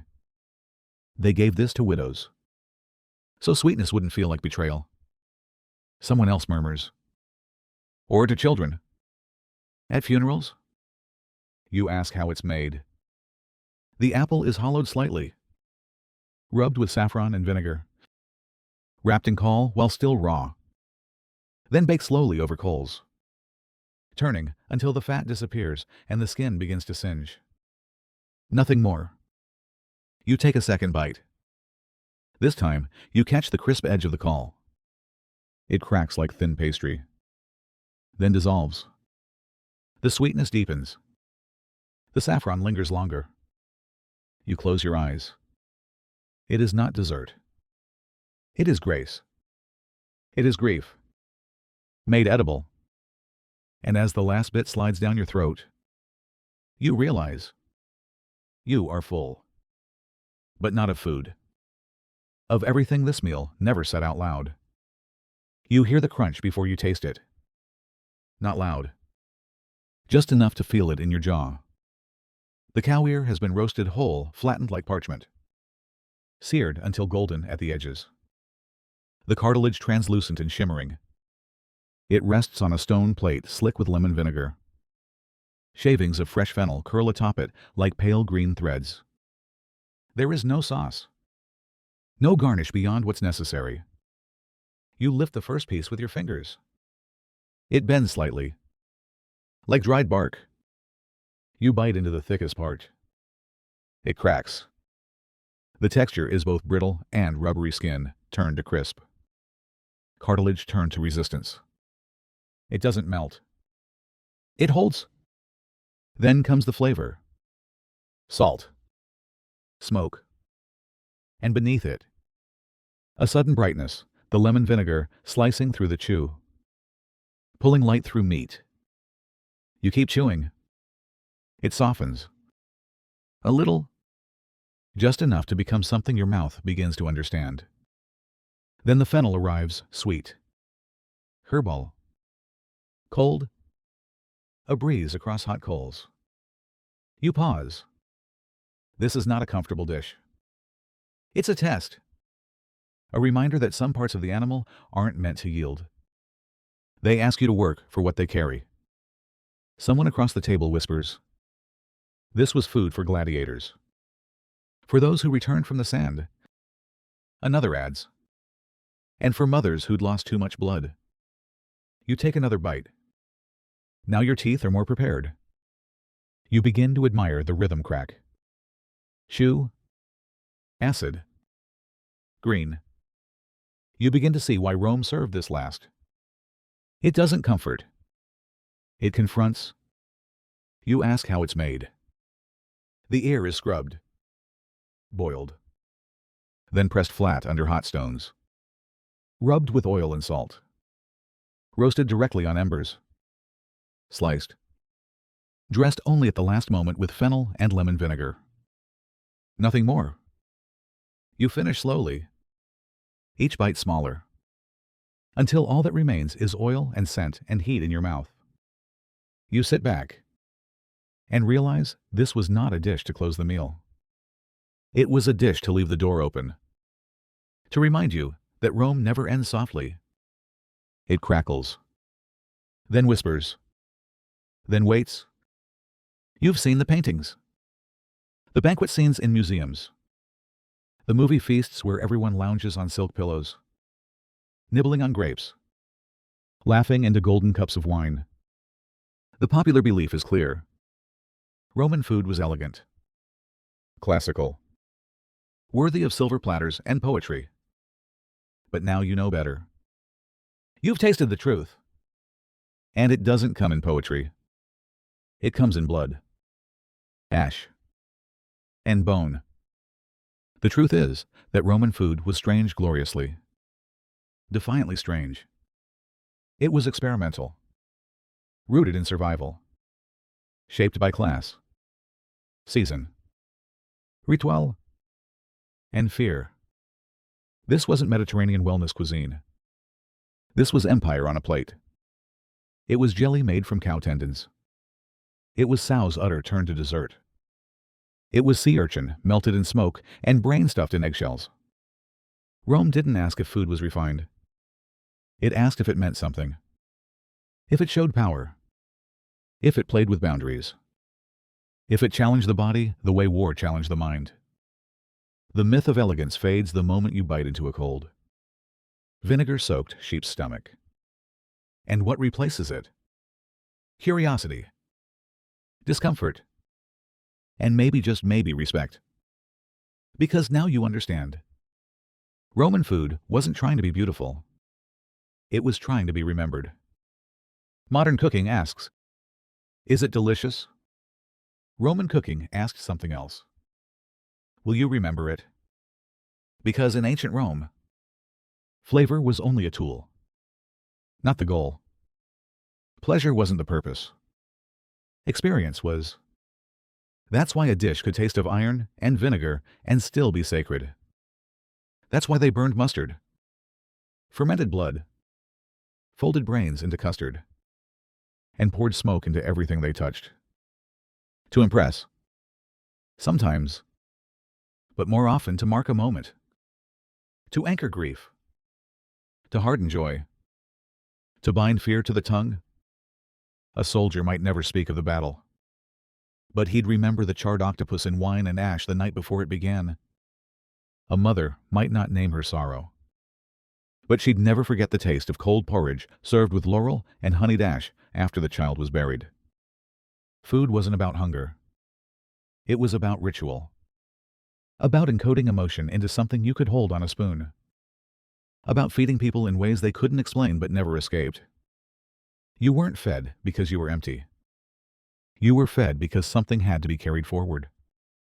And Rome understood this. That taste lives longer than words. That bitterness lingers after loss. That a single bite of roasted liver in fig leaf can say more than an entire speech. That you don't have to love what you eat for it to stay with you forever. You just have to taste it with your whole body. And you have. Let's pause. Because by now, your mind may be swimming in images of golden trays and sauces thick with ash, of noblemen sipping duck blood from glass jars, of poets nibbling sea urchins beneath bronze ceilings. But here's the truth. Most Romans never tasted any of it. Not a single oyster on snow. Not one honey-glazed tongue. Not even a whiff of garum brewed with crushed pearl. Because these meals, the ones you've just wandered through, belong to the few. The rich, the powerful, the ones whose food didn't just nourish their bodies, it reinforced their place in the world. The rest of Rome. They ate porridge, flatbread, olives, lentils boiled in water and salt, maybe a few scraps of dried fish if the market was kind. Their kitchens didn't glow with wine-glazed meat and scented oils. They cooked in corners, over ashes, with borrowed heat and little else. For them, eating was not expression. It was strategy. A way to last through the week. To outlive a storm. To hush a child until morning. They did not eat fig-wrapped liver. They fed on crusts. And yet even then, Rome crept in. In the way they folded herbs into bread on festival days. In the way they saved one onion to flavor a whole pot. In the way they told stories about the meals they'd never taste. So no, not everyone ate like emperors. But everyone knew what it meant to eat in Rome. Which meant, even the poorest mouth still carried the taste of empire. In Rome, food didn't just fill your belly. It filled the room before you spoke. It walked ahead of your name. It declared who you were before you had a chance to open your mouth. Because food, like Latin, was a language, a system of signs, a quiet war of display. If you served roasted mouse with pine nut stuffing, you weren't just feeding your guests. You were reminding them that your hands touched the exotic, that your stomach could handle the strange, that your kitchen could afford to waste what others wouldn't dare taste. If you preserved duck blood in glass jars, you were not surviving. You were curating. And that mattered. Because in Rome, where your dining room faced said more than what your walls were made of. How many courses you served told people how far your ancestors had climbed. What you ate when no one was watching revealed what kind of Roman you truly were. Pleasure was part of it, but not all of it. Control was the true ingredient. Control over ingredients, over fire, over hunger, over those sitting across from you. To offer tongue was not just a dish. It was a dare. To swallow ash was not just ritual. It was resilience. And to eat with silence was often the loudest choice in the room. So yes, the food was strange. But behind every bite was a message. I can afford this. I can survive this. I can make you eat it. 2. You've traveled far tonight.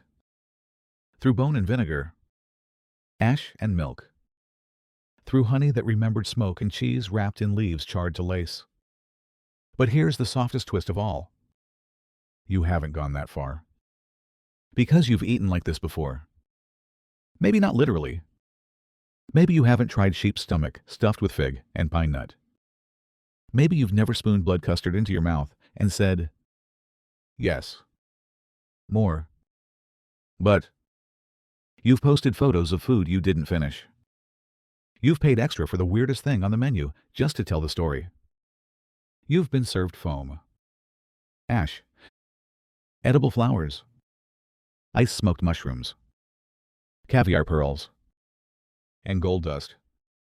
You've eaten things for the idea of them, for the memory, for the ritual. And so did they. We haven't changed much. Our kitchens may look different. Our plates more minimal. Our lighting more curated.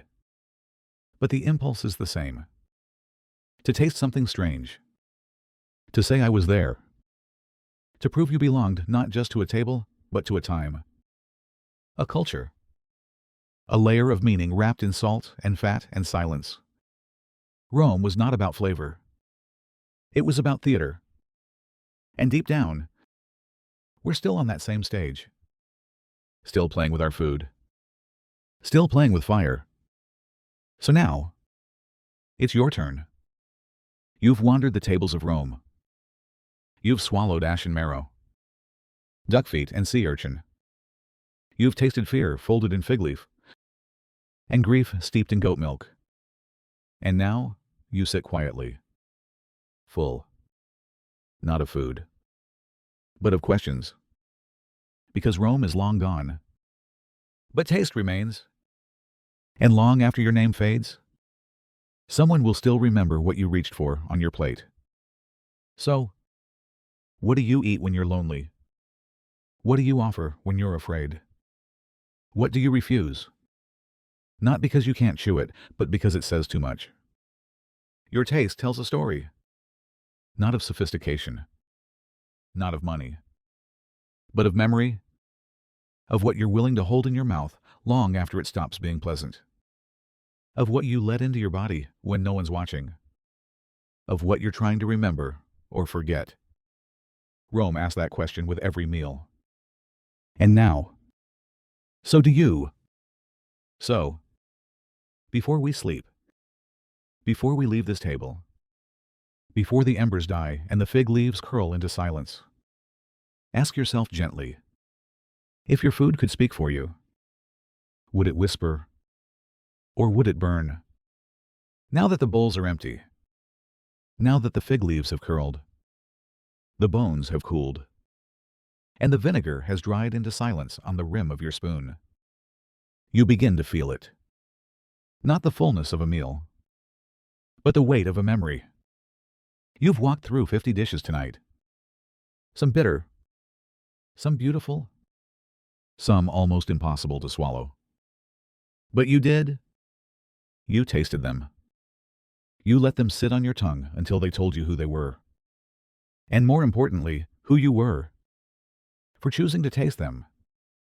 That was Rome. Not just columns and conquests, but food that asked you to think. To hesitate. To question what comfort really means.